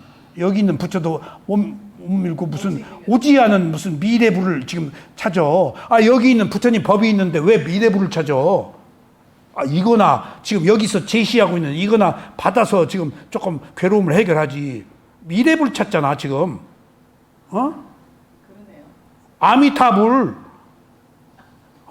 지금 여기 있는 부처도 못 섬기면서 그러니까 암울하니까 미래를 향해서 어떤 사회가 혼란할수록 그런 것들이 생기잖아요. 그러니까 미래 구원을 받는 거 아니야, 지금. 혼란한 시대에. 여기는 부처법이 있는데, 오지 않은 미래가 뭔 말을지 알아서 언제 올지 모르는 막연한 기대지. 오직 하면은 아미타불, 미래의 불을 우리가 섬기고 해서라도 이 괴로움을 해결하려고는 처절한 노력이에요, 이게. 그것처럼 어리석은 노력이 어디 있어요? 언제 올지 모르는 미래불한테 약발 구해? 이게 이렇게 어리석어요. 따져놓고 보자고요. 따져놓고. 지금 따져놓고 보자고요. 우리가 뭔가 미시적으로 목전에 있는 이익을 위해서 지금 한순간에 현실적 문제도 보지 못하고 있는 거예요, 지금. 여기 불법이 있는데 뭘 찾고 있는 거예요, 지금. 고단하니까 그 희망이라도 갖자고 하는 거지. 아직 그것밖에 보는 힘이 없어서. 그게 다 개정의 세속의 문제라니까. 아직 해에 이르지 못했네. 난 비판하기에 앞서 아직 해까지 못 오셨네. 언젠가 해로 오셔야지. 라고 유예하고, 그래야 유예해야 이쪽으로 가능성을 주는데 막 마침표 고 죽일 놈, 멍청한 놈 할 필요 없다는 얘기예요, 그냥. 누구도 비난할 거 없어요. 몰라서 그랬어. 인연이 안 닿아서 그랬어. 그걸 어떻게 할 거예요? 인연이 안 닿은 걸. 아까 백선생이 얘기한 그 인연, 적응의 지혜를 하는 것이 그 기본적인 최소의 인연이 공덕이라는 거예요. 바람일 베풀고 희생하고 도와주고 꼭 돈만 얘기하는 게 아니에요. 남 이해해주고 따뜻한 미소, 따뜻한 말 한마디. 근데 사회가 에고 이기적이니까 더 각박하잖아. 다 목숨 걸고 살아야 되고. 그래서 우월한 사회가 가지고 있는 그 폐해가 지금, 그래서 법이 쇠퇴해 가는 거예요, 이제. 정법이 못 들어가는 거예요, 이제. 못 들어가는 거예요. 이게 세계적 현상이에요. 물질이 이제 풍요로워지니까 자존감이 이제 커지고, 그렇게다가 불법이 없어지는 일련의 과정이에요, 이게. 부처님 법이 없어지죠. 없어져요. 그러다가 이제 위파사나 수행도 할 수 없는 암흑의 시대로 왔는데, 새로운 붓다가 나와서 이제 이런 출구가, 똑같은 출구가 제시되는 거예요. 26대 부처가 이제 나오겠죠? 예언이 돼 있어요. 우리 행운의 겁에 나온다고. 근데 겁은 너무나 오랜 세월이니까 아미타불 찾으려면 찾으세요. 그거라도 찾고 위한. 근데 그것이 내 괴로움을 해결하는 적응에 치유하는 상관이 없다는 얘기예요. 이게 적응이 마지막 열반으로 가는 최종적 교두보, 그리고 쌍카루백가냐는 노력으로 되는데 적응으로 못 간 이유는 공덕이 없으면 못 민다. 그래서 제가 그 얘기를 듣고 수행을 하던 중에 조금 동료 중에 조금 마음에 안 드는 수행자가 한 분 계셔가지고 자꾸 조금, 그런 사람도 있잖아요. 당연히 자기 그 성향이니까 너무 인색하고 내가 귀국을 한다니까 인터뷰 때 다 아니까 수행자들이 절대 나한테 그걸 물을 사람이 아니까 귀국을 한다 그러니까 물은 거예요. 어떻게 수행을 잘하냐고. 늘 그 사람을 보고 우리끼리 저거 아라한 되냐 못 되냐 토론해서 저거 안 될 것 같다. 아니 안 굴리 말라도 됐다. 그렇게 인색하고 하여튼 조금 그랬어요. 근데 잘 걸린 거야 나한테. 진심으로 나는 그 사람을 도와줬어요. 어떻게 하면 수행 잘하냐 그래서 딱 그 사람은 한마디밖에 할 거 없어. 공덕을 쌓으시오. 얼굴이 그 자리에서 붉어지는데 푸락푸. 본인이 알까요? 몰라. 절대 몰라. 그러니까 자존심 확 죽은 거야 나한테. 무시당한 거야. 자기는 원래 비구고 나는 거기 가서 다른 종교 믿는 사람이 비구니까 예수쟁이라고 그 사람들이 나를 비난했거든. 그러니까 그러니까 공덕을 쌓으시오. 그러니까 막 자존심을 구긴 거야. 근데 내가 그 얘기 누구한테 들었거든. 내 얘기도 아니야. 난 진심으로 해줬어. 이게 쌍깔 우백가냐냐까지 못 간다는 거야. 열반 못 간다는 거예요. 공덕이 이렇게 공덕이 적응의 지혜로 가도록 해주는 거예요. 그래서 바람일 공덕의 과보로 붓다가 된 거예요, 부처님이. 예, 그 공덕발로. 뿐야가 지혜 이전에 뿐야가 기초를 만들어. 그러니까 미얀마에 수행으로 왔다. 그러면 스승들이 너 공덕이 많아서 왔다 그래요. 공덕이 많아서 왔다. 여기 아무나 못 온다. 공덕이 나도 모르게 가도록 한 것은 내 공덕이 마음을 돌린 거야. 그렇게 가도록. 밑바탕에. 갈 수도 있고 안 갈 수도 있었지. 그 고생길을 찾아간 것은 네가 진리를 찾고자 하는 공덕이 너도 모르게 결정해 했던 그게 업의 과보예요. 업의 과보가. 그래서 그분하고는 오랫동안 뒤에 들으니까 나에 대해서 비판적이고 내가 다 충분히 이해해요. 그리고 또 내가 가면은 또 같이 오고 그러니까 안 바뀌더라고. 안 바뀌어. 나 말고 제일 그분이 오래 수행했을 거예요. 오래 수행했는데 그 완고함, 그 완고함 때문에 그러니까 아르마리를 들으니까 굉장히 사람들한테 막 얘기를 하는데 법문 들은 게 있으니까 내용은 수행에 대해서는 막 얘기를 하는데 핵심이 많고 너무 위험한 얘기들을 많이 하더라고. 체험한 것과 못한 것의 차이가 저거구나. 난 아무 말도 안 하고 옆에 듣지. 근데 막 뭐 만들어서 해. 들은 이야기. 그 사람한테 필요 없는 얘기야. 위험한 얘기들이야. 필요한 이야기를 해줘야 돼. 예. 경험한 사람들은 그 단계에서 무슨 얘기가 필요한지를 알아.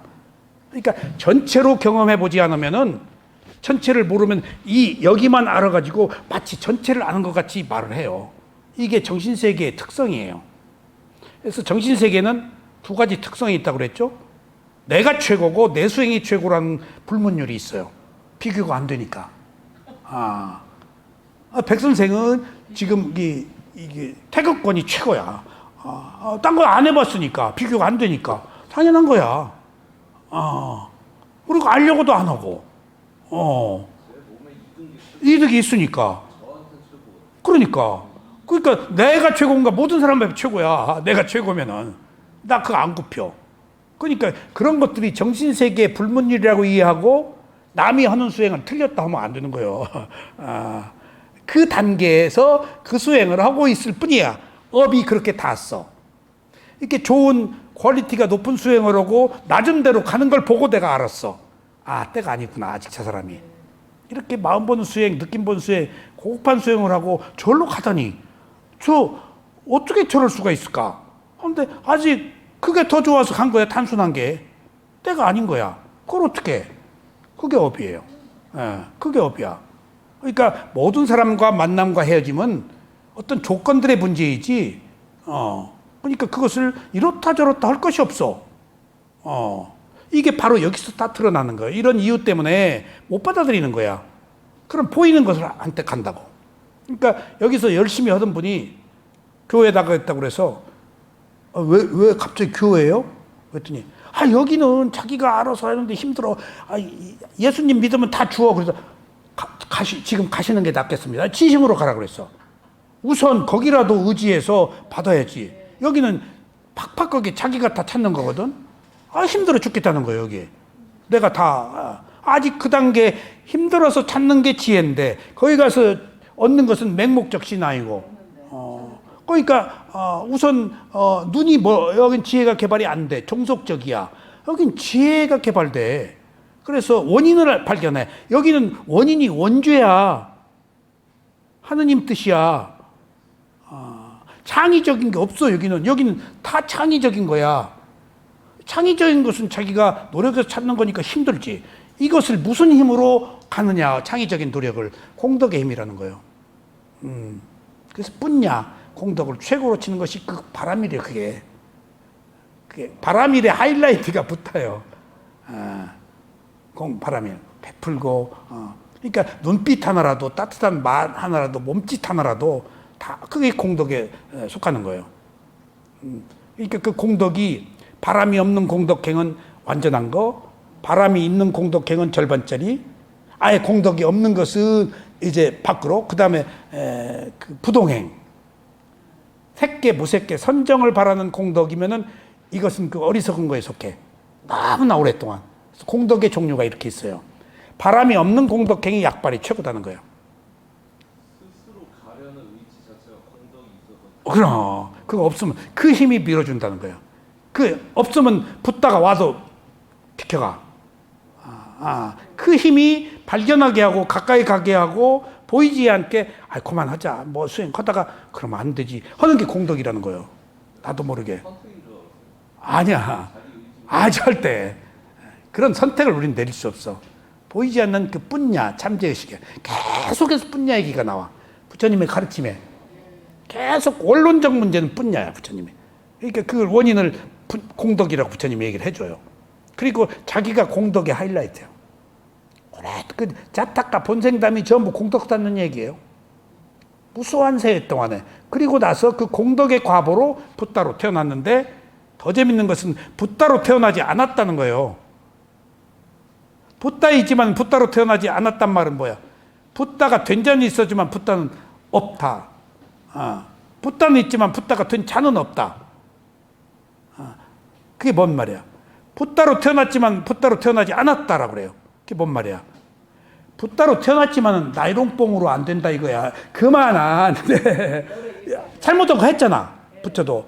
부처가 과거에 무수히 살아오면서 자기 형 아들도 죽이고 뭐 죽이고 다 그 위에서 막 바위도 굴러서 피 흘리고 어떤 여자가 붓다 애기 뱉다고 그래가지고 막 망신도 당하고 그게 다 자기가 잘못한 공덕의 과보 받은 거야. 과보를 때울 만한 고행을 자기가 필요로 했다고. 저절로 붓다로 태어났으니까 짱 연꽃에서 피어난 붓다가 안 되고 살아온 일련의 잘못된 악업의 과보 갚아야 될 것은 갚고 됐다는 얘기야. 그러니까 저절로 되지 않았다는 거예요.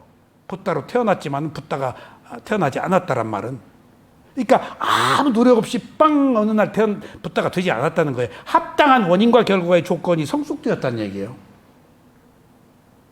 그런 거예요. 그러니까 이것은 자기가 지은 책임에 대한 한계를 철저히 본인이 다 경험하고 갚고 나서 붓다가 된 거예요.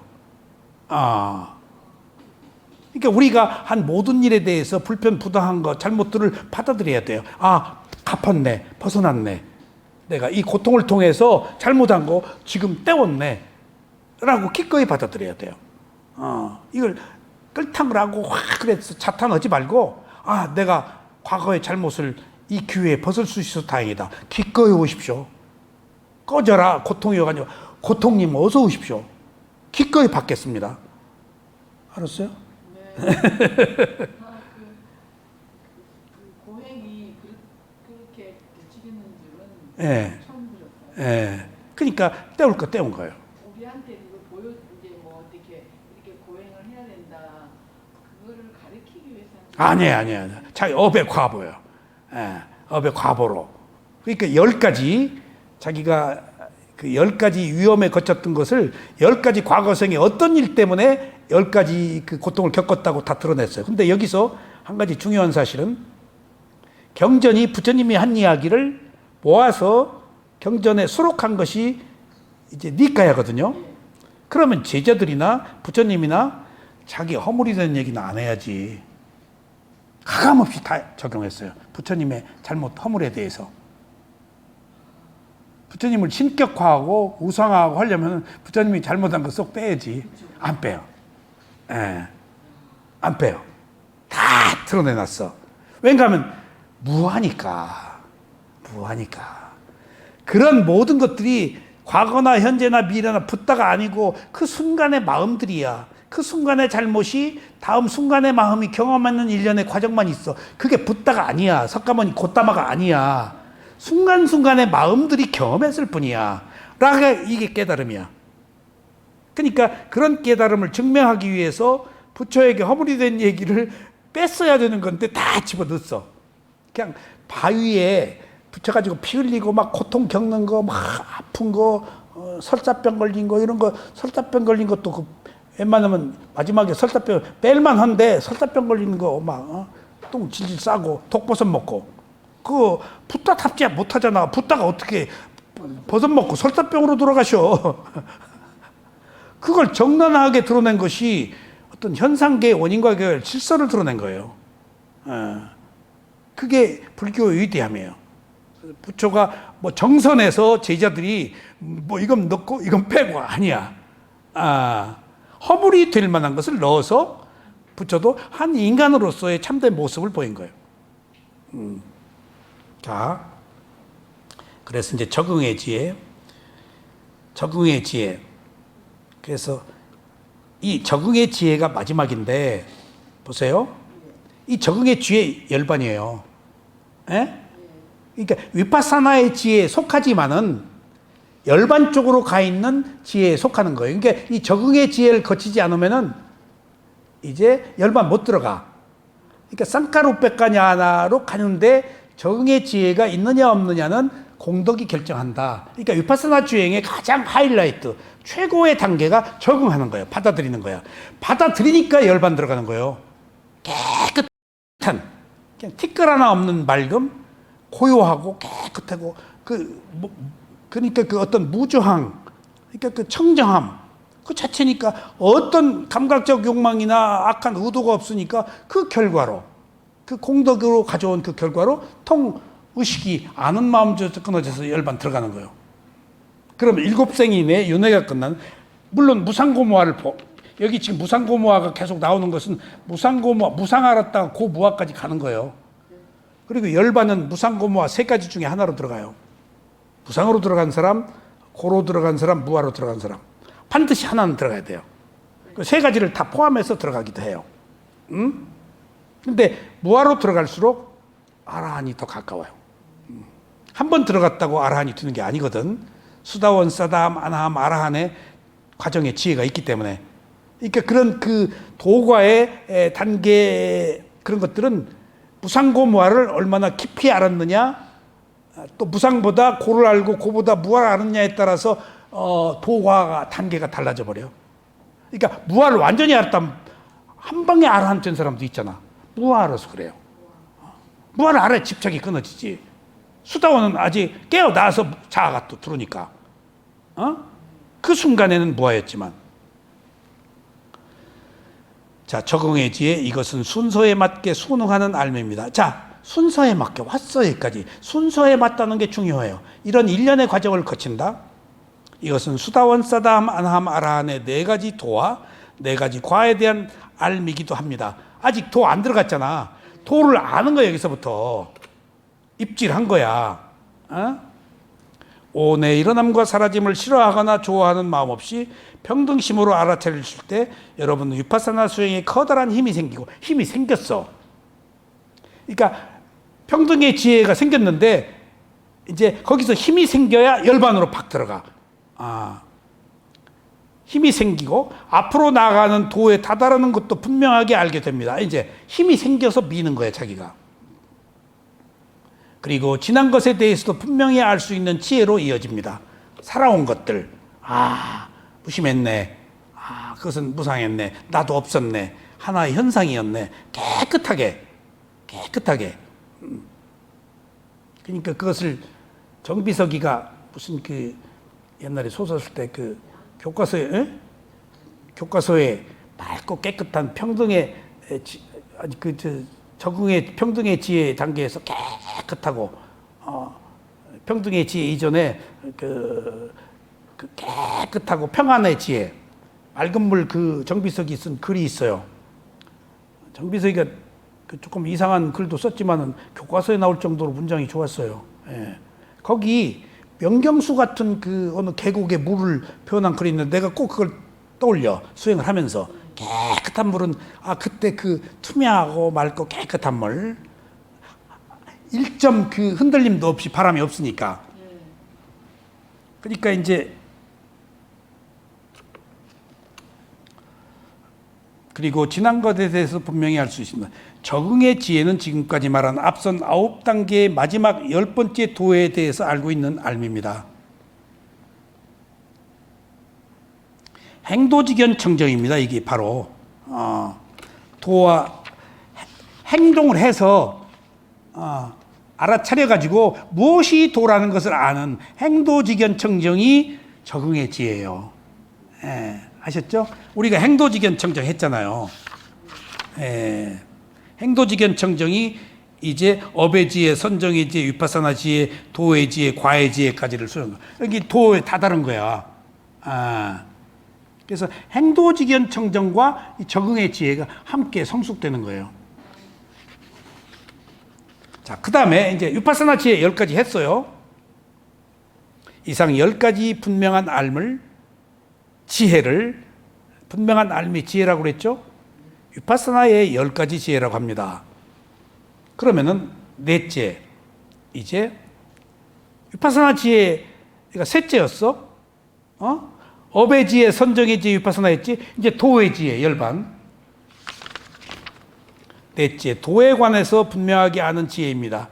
막가냐나라고 그래서 도지. 이 도는 길도자예요. 그 다음에 열반은 2개가 포함되어야 돼요. 과. 보세요. 도를 향해서 가고 과는 결과, 열매과 퐁당해서 열반이 만들어지는 거예요. 지향을 해야지. 열반을 향해 지향해야지. 열반에 들어갔어? 끝나는 것. 도가 없으면 과가 없어요. 그래서 도 통한 거예요, 이게. 굉장히 중요해요, 정신세계에서. 도과. 도는 지향하는 거예요. 과는 도가 완성된 거야. 그 하나의 열반이야. 도와 과가 합쳐서 열반이라고 그래. 막가냐나 빨라냐나. 과가 빨랴, 열매 과자. 그것을 도지, 과지 그래요. 도의 지혜, 과의 지혜. 근데 여기서 도의 지혜로 과의 지혜는 누구도 체험을 못해요. 부처님도 체험 못하고 역대 모든 나라는 체험을 못해요. 들어갔는지 안 들어갔는지 몰라요. 나와서 알아요. 의식이 끊어져 버려요. 기억을 할 수가 없어요. 그게 열반이에요. 누구도 못 들어가요. 부처도 못 들어가요. 들어갔다 나와서 알아요. 그게 회광반조예요. 그러니까 업이 녹는 거예요. 한번 수다원이 되고 나면 7생인의 윤회가 끝나고 아라한이 될 수 있는 조건이 그때 태동하는 거야. 퐁당 한번 들어간대. 그리고 계속 열반에 들어갔다. 한번 퐁당 들어갔다가 짧게 들어갔다가 5분 들어갔다가 10분 들어갔다가 1시간 들어갔다가 계속 그 뒤에 그 다음에 사다함으로 들어가서 수다원 사다함으로 들어가서 또 완전히 수행을 새로 시작해. 수다원에서 하던 모든 것을 버리고 사다함에서 아나함을 위해서 또 새로 시작해. 다 버리고 서원을 세워요. 내가 아는 모든 것을 버린다. 이렇게 자기가 축적되어 있는 오랜 동안에 누적되어 있는 고정관념 잠재의식을 이런 과정을 거쳐서 하는 것이지 어느 날 우연히 된다고 생각하시면 안 돼요. 이 생에 여러분들 하면 좋지만은 이 길로 들어와서 내가 반드시 이 길에 가야 뭔가 끝이 있다고요. 이 길이 아니면 다른 길이 없어요. 그렇게 알고 꾸준히 가야 돼요. 꾸준히 가야 돼요. 그것이 공덕이 뒷받침 해준다는 거예요. 그러니까 여기 들어갈 때는 의식이 끊어져 버리니까 그때는 스승이 인터뷰 때 판단을 해줘요. 들어가기 전 상태 들어가고 나와서 스승하고 이제 트러블이 생겨요. 깜빡 졸았습니다. 너 알미 사라졌다라고 얘기를 해요. 열반이라는 얘기는 절대 안 해요. 금기어예요. 열반 닛바나는. 부처님도 입에 못 올리게 했어요. 내가 열반을 얻었다고 하는 제자는 내 제자가 아니더라고 그랬어요. 벼슬이니까. 돈 있는 놈에서는 그 사우디 왕세자였는데 세계 서열 순위로 딱딱딱 알아서 앉았더만. 미인 대회 가면은 얼굴 미인이 최고요. 육체미 운동하면은 이 체격 좋은 놈이 왕이야. 거기 외소하면 쫄려서 옆에 안 가려고 그래. 그런 것처럼 정신 세계에서 똑같아. 똑같아요. 그러니까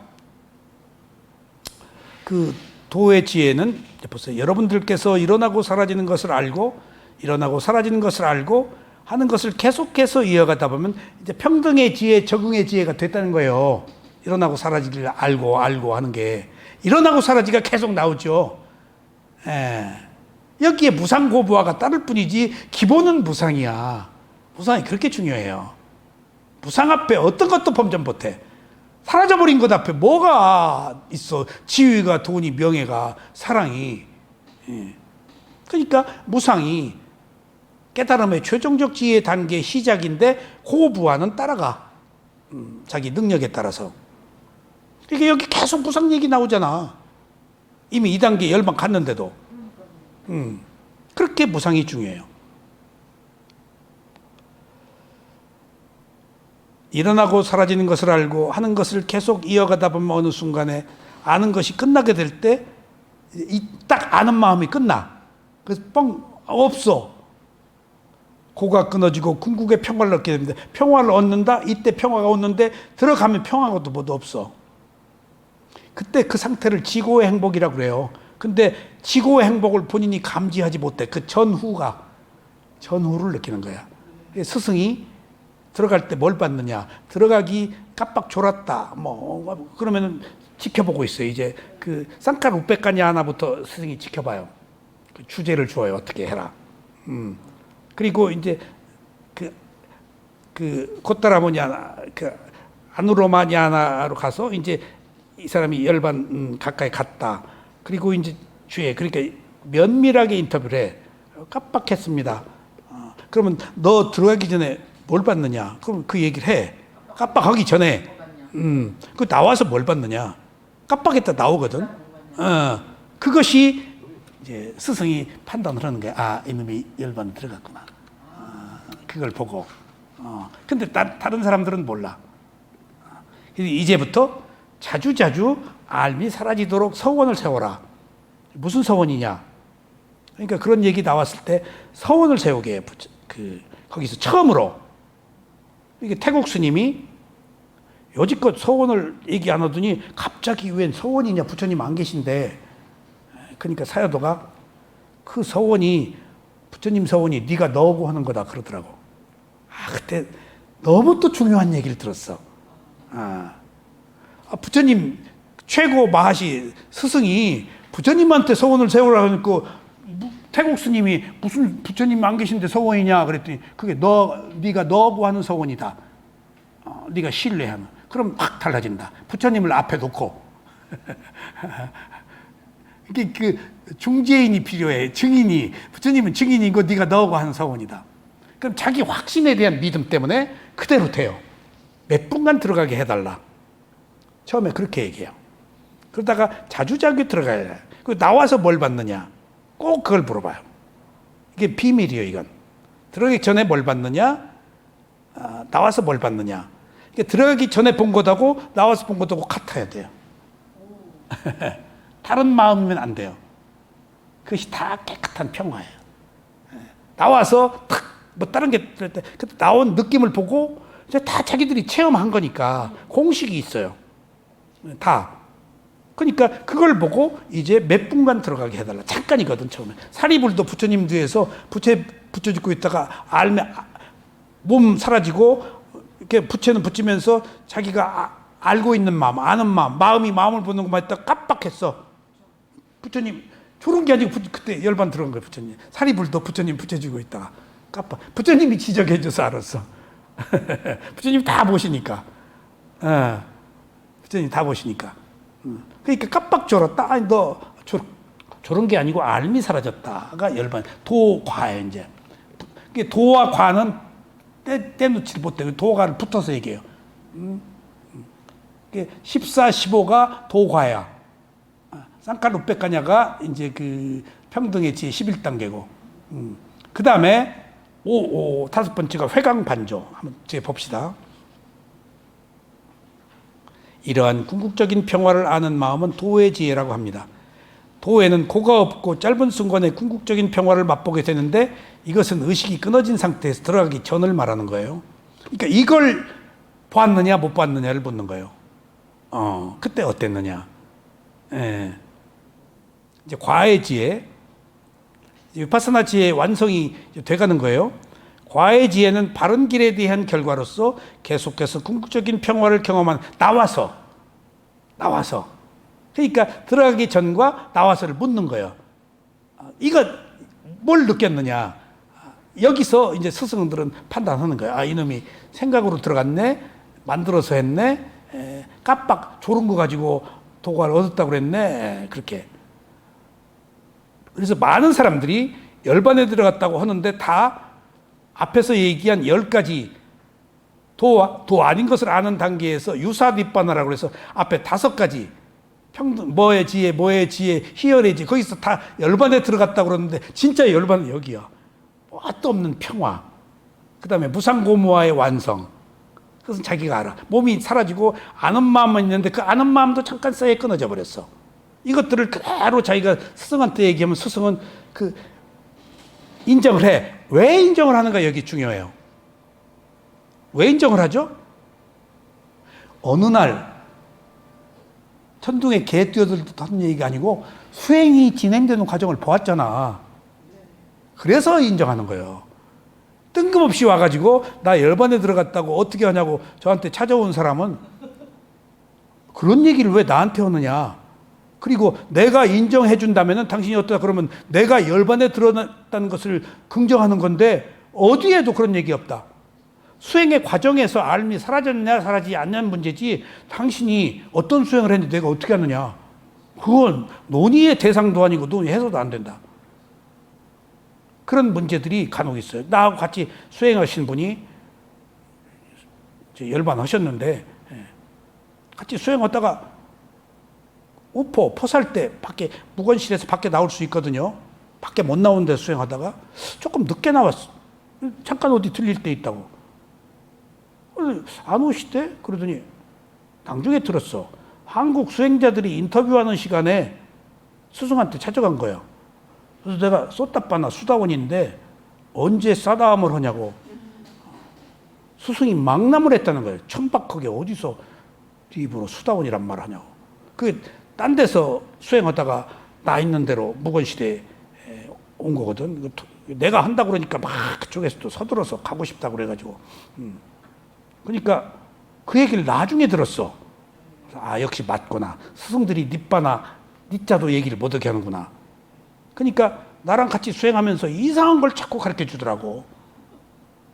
그러니까 막 연화자를 하고 뭐가 어쩌고 막 나는 정상적으로 수행을 해서 일정한 내 나름대로 체험이 있는데 이상한 것을 얘기를 해서 그러니까 무슨 또 절을 108배를 또 하래 거기서. 그래서 이게 아닌데.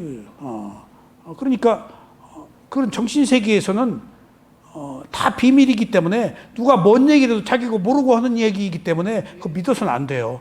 오직 인터뷰하는 스승들의 얘기해 주내야 돼요. 절대 수행자끼리 얘기 못 나누게 하는 이유도 거기 있어요. 잘난 체 하는 거예요. 경험하지 않고. 굉장히 중요합니다, 이게. 헛들거든요.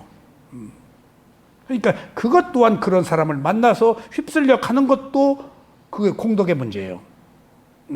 인연이 그렇게 다 하면은 한 대로 흘러서 이상한 대로 빠지는 것도 업의 문제예요. 그리고 그것을 분석해서 그게 빠지지 않는 것도 업이에요. 그러니까 이 업이 사기꾼한테 사기 안 당하고 하는 것도 내 업이에요. 당하는 것도 내 업이고. 남 탓하지 마요. 과의 지혜는 바른 길에 대한 결과죠. 계속해서 궁극적인 평화를 경험한다 그랬죠. 도의 지혜는 궁극적인 평화를 한 번 경험하지만은 과의 지혜는 2번, 3번 계속해서. 그러니까 과의 지혜가 2, 3번, 몇 번 경험했다라는 얘기도 스승들이 이제 물어봐요. 과의 지혜가 착 그런 것들을 느끼고 또 느끼고. 이제 이건 고도의 정신 세계에서 하는 얘기들이에요. 도는 딱 들어가는 건 한 번인데 과는 나와서 그것을 반복적으로 2, 3번 느껴요. 이것은 이제 이런 사람들이 이해를 못하는 것들이에요. 도의 지혜와 과의 지혜의 다른 점을 예를 들어 말하겠습니다. 큰 나무 조각에 불이 붙어서 타고 있을 때 물을 뿌리면 그 불은 꺼집니다. 이것은 도의 궁극의 평화라고 합니다. 불이 탁 탐진치 번뇌가 불탄 거야. 불타던 곳에 불은 꺼졌지만 아직 뜨거운 열기와 연기는 남아 있습니다. 다시 물을 2번, 3번 뿌려서 불이나 연기를 완전하게 없애는 것입니다. 과의 지혜로 완전히 없어졌어. 이게 과의 지혜, 궁극적 평화. 그러니까 더 깨끗해져 버려. 이렇게 들어갔을 때와 나왔다를 묻는 이유가 동일하고 얼마나 청정의 도가 더 높냐 하는 것으로 스승들은 다 봐. 이런 게 부처님의 가르침에 다 기록돼 있어요. 그러니까 열반 들어갔다는 것을 자의적으로 판단하고 해석 못하게 해요. 다. 그러니까 1단계 다 이런 단계적 과정을 거치니까 스승이 한 거예요. 밑도 끝도 없이 와서 물어보면 대답 안 해주지. 이것이 마지막 그 7청정 중에 마지막 청정이 직연청정이잖아요. 이것이 7번째 청정인 도닦음에 대한 직연청정입니다. 직연청정은 도와 도의 이론적 통찰 지혜로 의 청정으로 열반을 성취한 것입니다. 그러니까 이제 여기 나와가지고 회강반조라고 그 자기가 깨어난 것을 반추해봐요. 그러니까 스승이 묻는 거예요. 뭘 봤냐고. 회강반조예요, 그게. 돌이켜보는. 그러니까 그것을 기억해요. 너무 깨끗하기 때문에, 청정하고 평화롭기 때문에. 보통 파사나 수행에서 평화를 얘기를 안 합니다. 평화 얘기 잘 안 해요. 근데 여기에서 평화가 나와요. 평화 얘기 다른 데서 잘 안 해요. 열반 도가에서 완벽한 모든 것들이 그러니까 어떤 사악한 거, 그 삿된 거, 감각적 욕망, 모든 것들이 다, 그러니까 그 비둘기처럼 그냥 모든 것들이 그 자유로운, 여기서 평화가 나와요. 그 외에는 평화 얘기 안 나와요. 열반에서 평화가 나와요. 그래서 이 열반을 지구의 행복이라고 그러고 평화라고도 얘기해요. 그러니까 평화란 얘기가 딴 데서 나오지 않는다는 거, 여기에서 평화가 나온다는 사실을 내가 나중에 발견했어요. 어디 여러분들 불교에서 평화 얘기 못 들어봤을 거예요. 열반에서만 나와요. 그렇게 고귀하고 깨끗하고 청정한 하이라이트라는 거예요. 그러니까 평화가 우리가 궁극의 목표예요. 전쟁이 없잖아요. 죽이려는 의도가 없고, 공평하게 나누어 갖고, 나더가 없잖아요. 이제 여러분은 7가지 청정인 개청정, 심청정, 이게 회강반조 이미 여기 나왔습니다. 회강반조 여기 안 나왔지만은 7청정과 16단계에서는 도와 과의 주의 16번째 회강반조가 이 뒤에 나온다. 그러니까 그것을 직연청정이라고 해서 다 아는 거예요. 이제 직연청정이 회강반조까지를 다 아우르는 거예요. 깨나와서 알아야지. 들어가 있으면 안 되지. 깨어나야지. 깨어나서 아는 게 회강반조예요. 그게 직연청정이에요. 응? 예. 7가지 청정인 개청정, 심청정, 현청정, 도의청정. 도의청정은 연기죠. 도와 도 아닌 것을 아는 10가지 청정. 그다음에 우리가 지금까지 얘기한 행도직연청정. 행위를 해서 지혜를 얻는 위파사나 수행의 청정을 행도직연청정. 그리고 나서 최종적인 청정으로 열반에 들어가서 도와 과의 지혜에 이르러 궁극적인 평화의 열반을 얻게 됩니다. 이게 이제 직연청정을, 도과가 직연청정이에요. 여러분들은 지금까지 계속 수행을 했으므로 어떻게 수행을 해야 하는지 다 알고 계십니다. 여러분께서 12연기의 윤회를 원하지 않는다면 연기의 고리를 찾을 수 있도록 열심히 수행하십시오. 부처님께서 비구, 비구니, 남녀, 우바세, 우바이, 남녀 제가자들에게 나는 길을 보여주는 것밖에 할 수 없다. 그 길을 끝까지 가는 것은 각자 스스로 가야 한다. 라고 말씀하셨습니다. 부처님께서 방법을 가르쳐 주셨고 수행자가 그 방법을 받아들이고 바사나 수행을 해서 열반을 얻는 것이 수행자의 몫입니다. 그래서 여기 지금 부처님의 가르침에 비구, 비구니, 우바세, 우바이는 사부 대중을 말해요. 불교는 사부 대중이 운영하는 겁니다. 그래서 그게 미얀마에서 철저히 지켜져요. 마시라는 데는 제가자들이 살림하고 운영하고 삐꾸들은 돈을 손대지 못하니까 삐꾸들은 수행만 해요. 그러니까 사부 대중이 각각 역할을 담당하는 거예요. 그러니까 제가 우자딜라 사야도 가서 딱 한국에서 가가지고 스승님 이번에 모시러 왔습니다. 그랬더니 나한테 이런 얘기 했다고 하지 말고 울라짱 신도 회장한테 가서 스승님을 모시고 싶습니다 하면은 그쪽에서 요청해서 내가 허락을 받아야 된다. 그랬더니 울라짱한테 그랬더니 상의해보겠다고 그러니 우자딜라 사야도 가시겠습니까? 가시겠다. 그래서 내가 모시고 왔어요. 그러니까 그것만 해도 벌써 승속이 분리가 돼 있는 거예요. 이판 사판이 있는 거예요. 근데 어느 거기 선원장 하시던 스님이 이판 사판이 좀 불편하셨어. 힘이 파워가 세. 그러니까 나가서 차려버렸어. 신도들 데리고. 그것이 어떤 선원이야. 그분 힘이 세. 그래서 이쪽에서는 승가를 분열했다라고 조금 콧깝게 보는 시선이 있어. 근데 그분이 그 힘이 있어서 그런 거야. 굉장히 파워가 세요.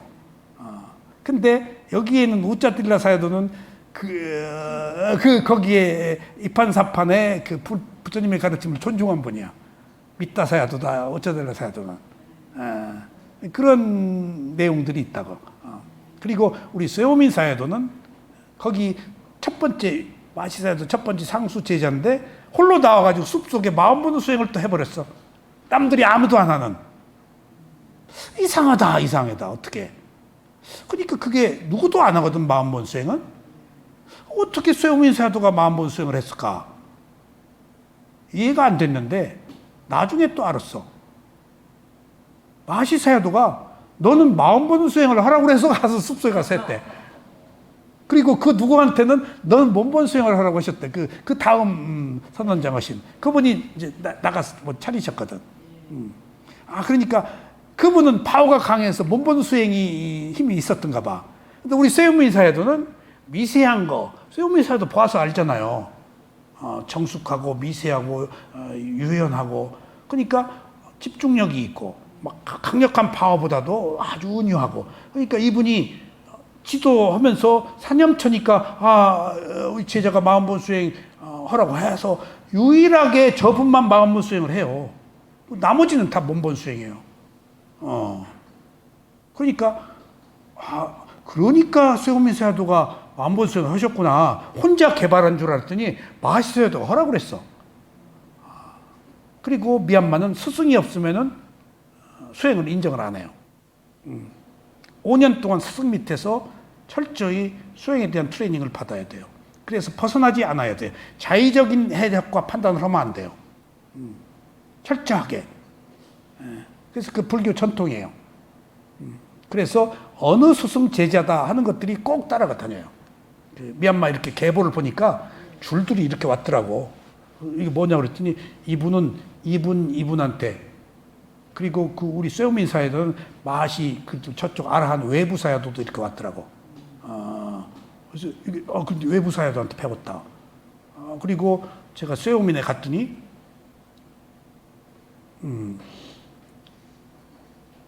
반찬 3개 가지고 먹는 데인데 너무 걸게 차렸어요. 그래서 이상하다 여기 청빙하다 그러는데 근데 쇠오민 사야도가 공양간을 오시지 않는 분인데 3번이나 왔더래. 한국 수행자들 1996년도에 그 스승 87 그때 몇 세인가 한국 수행자들 오는데 준비 잘하냐 그래서 막 상다리지가 부러지게 했어. 이상하다 여기 빈민가에서 아주 그 반찬 3개 넣고 먹는다고 그랬는데 나중에 사야도 얘기였어. 그러더니 우리 인터뷰를 하시면서 사야도가 그래.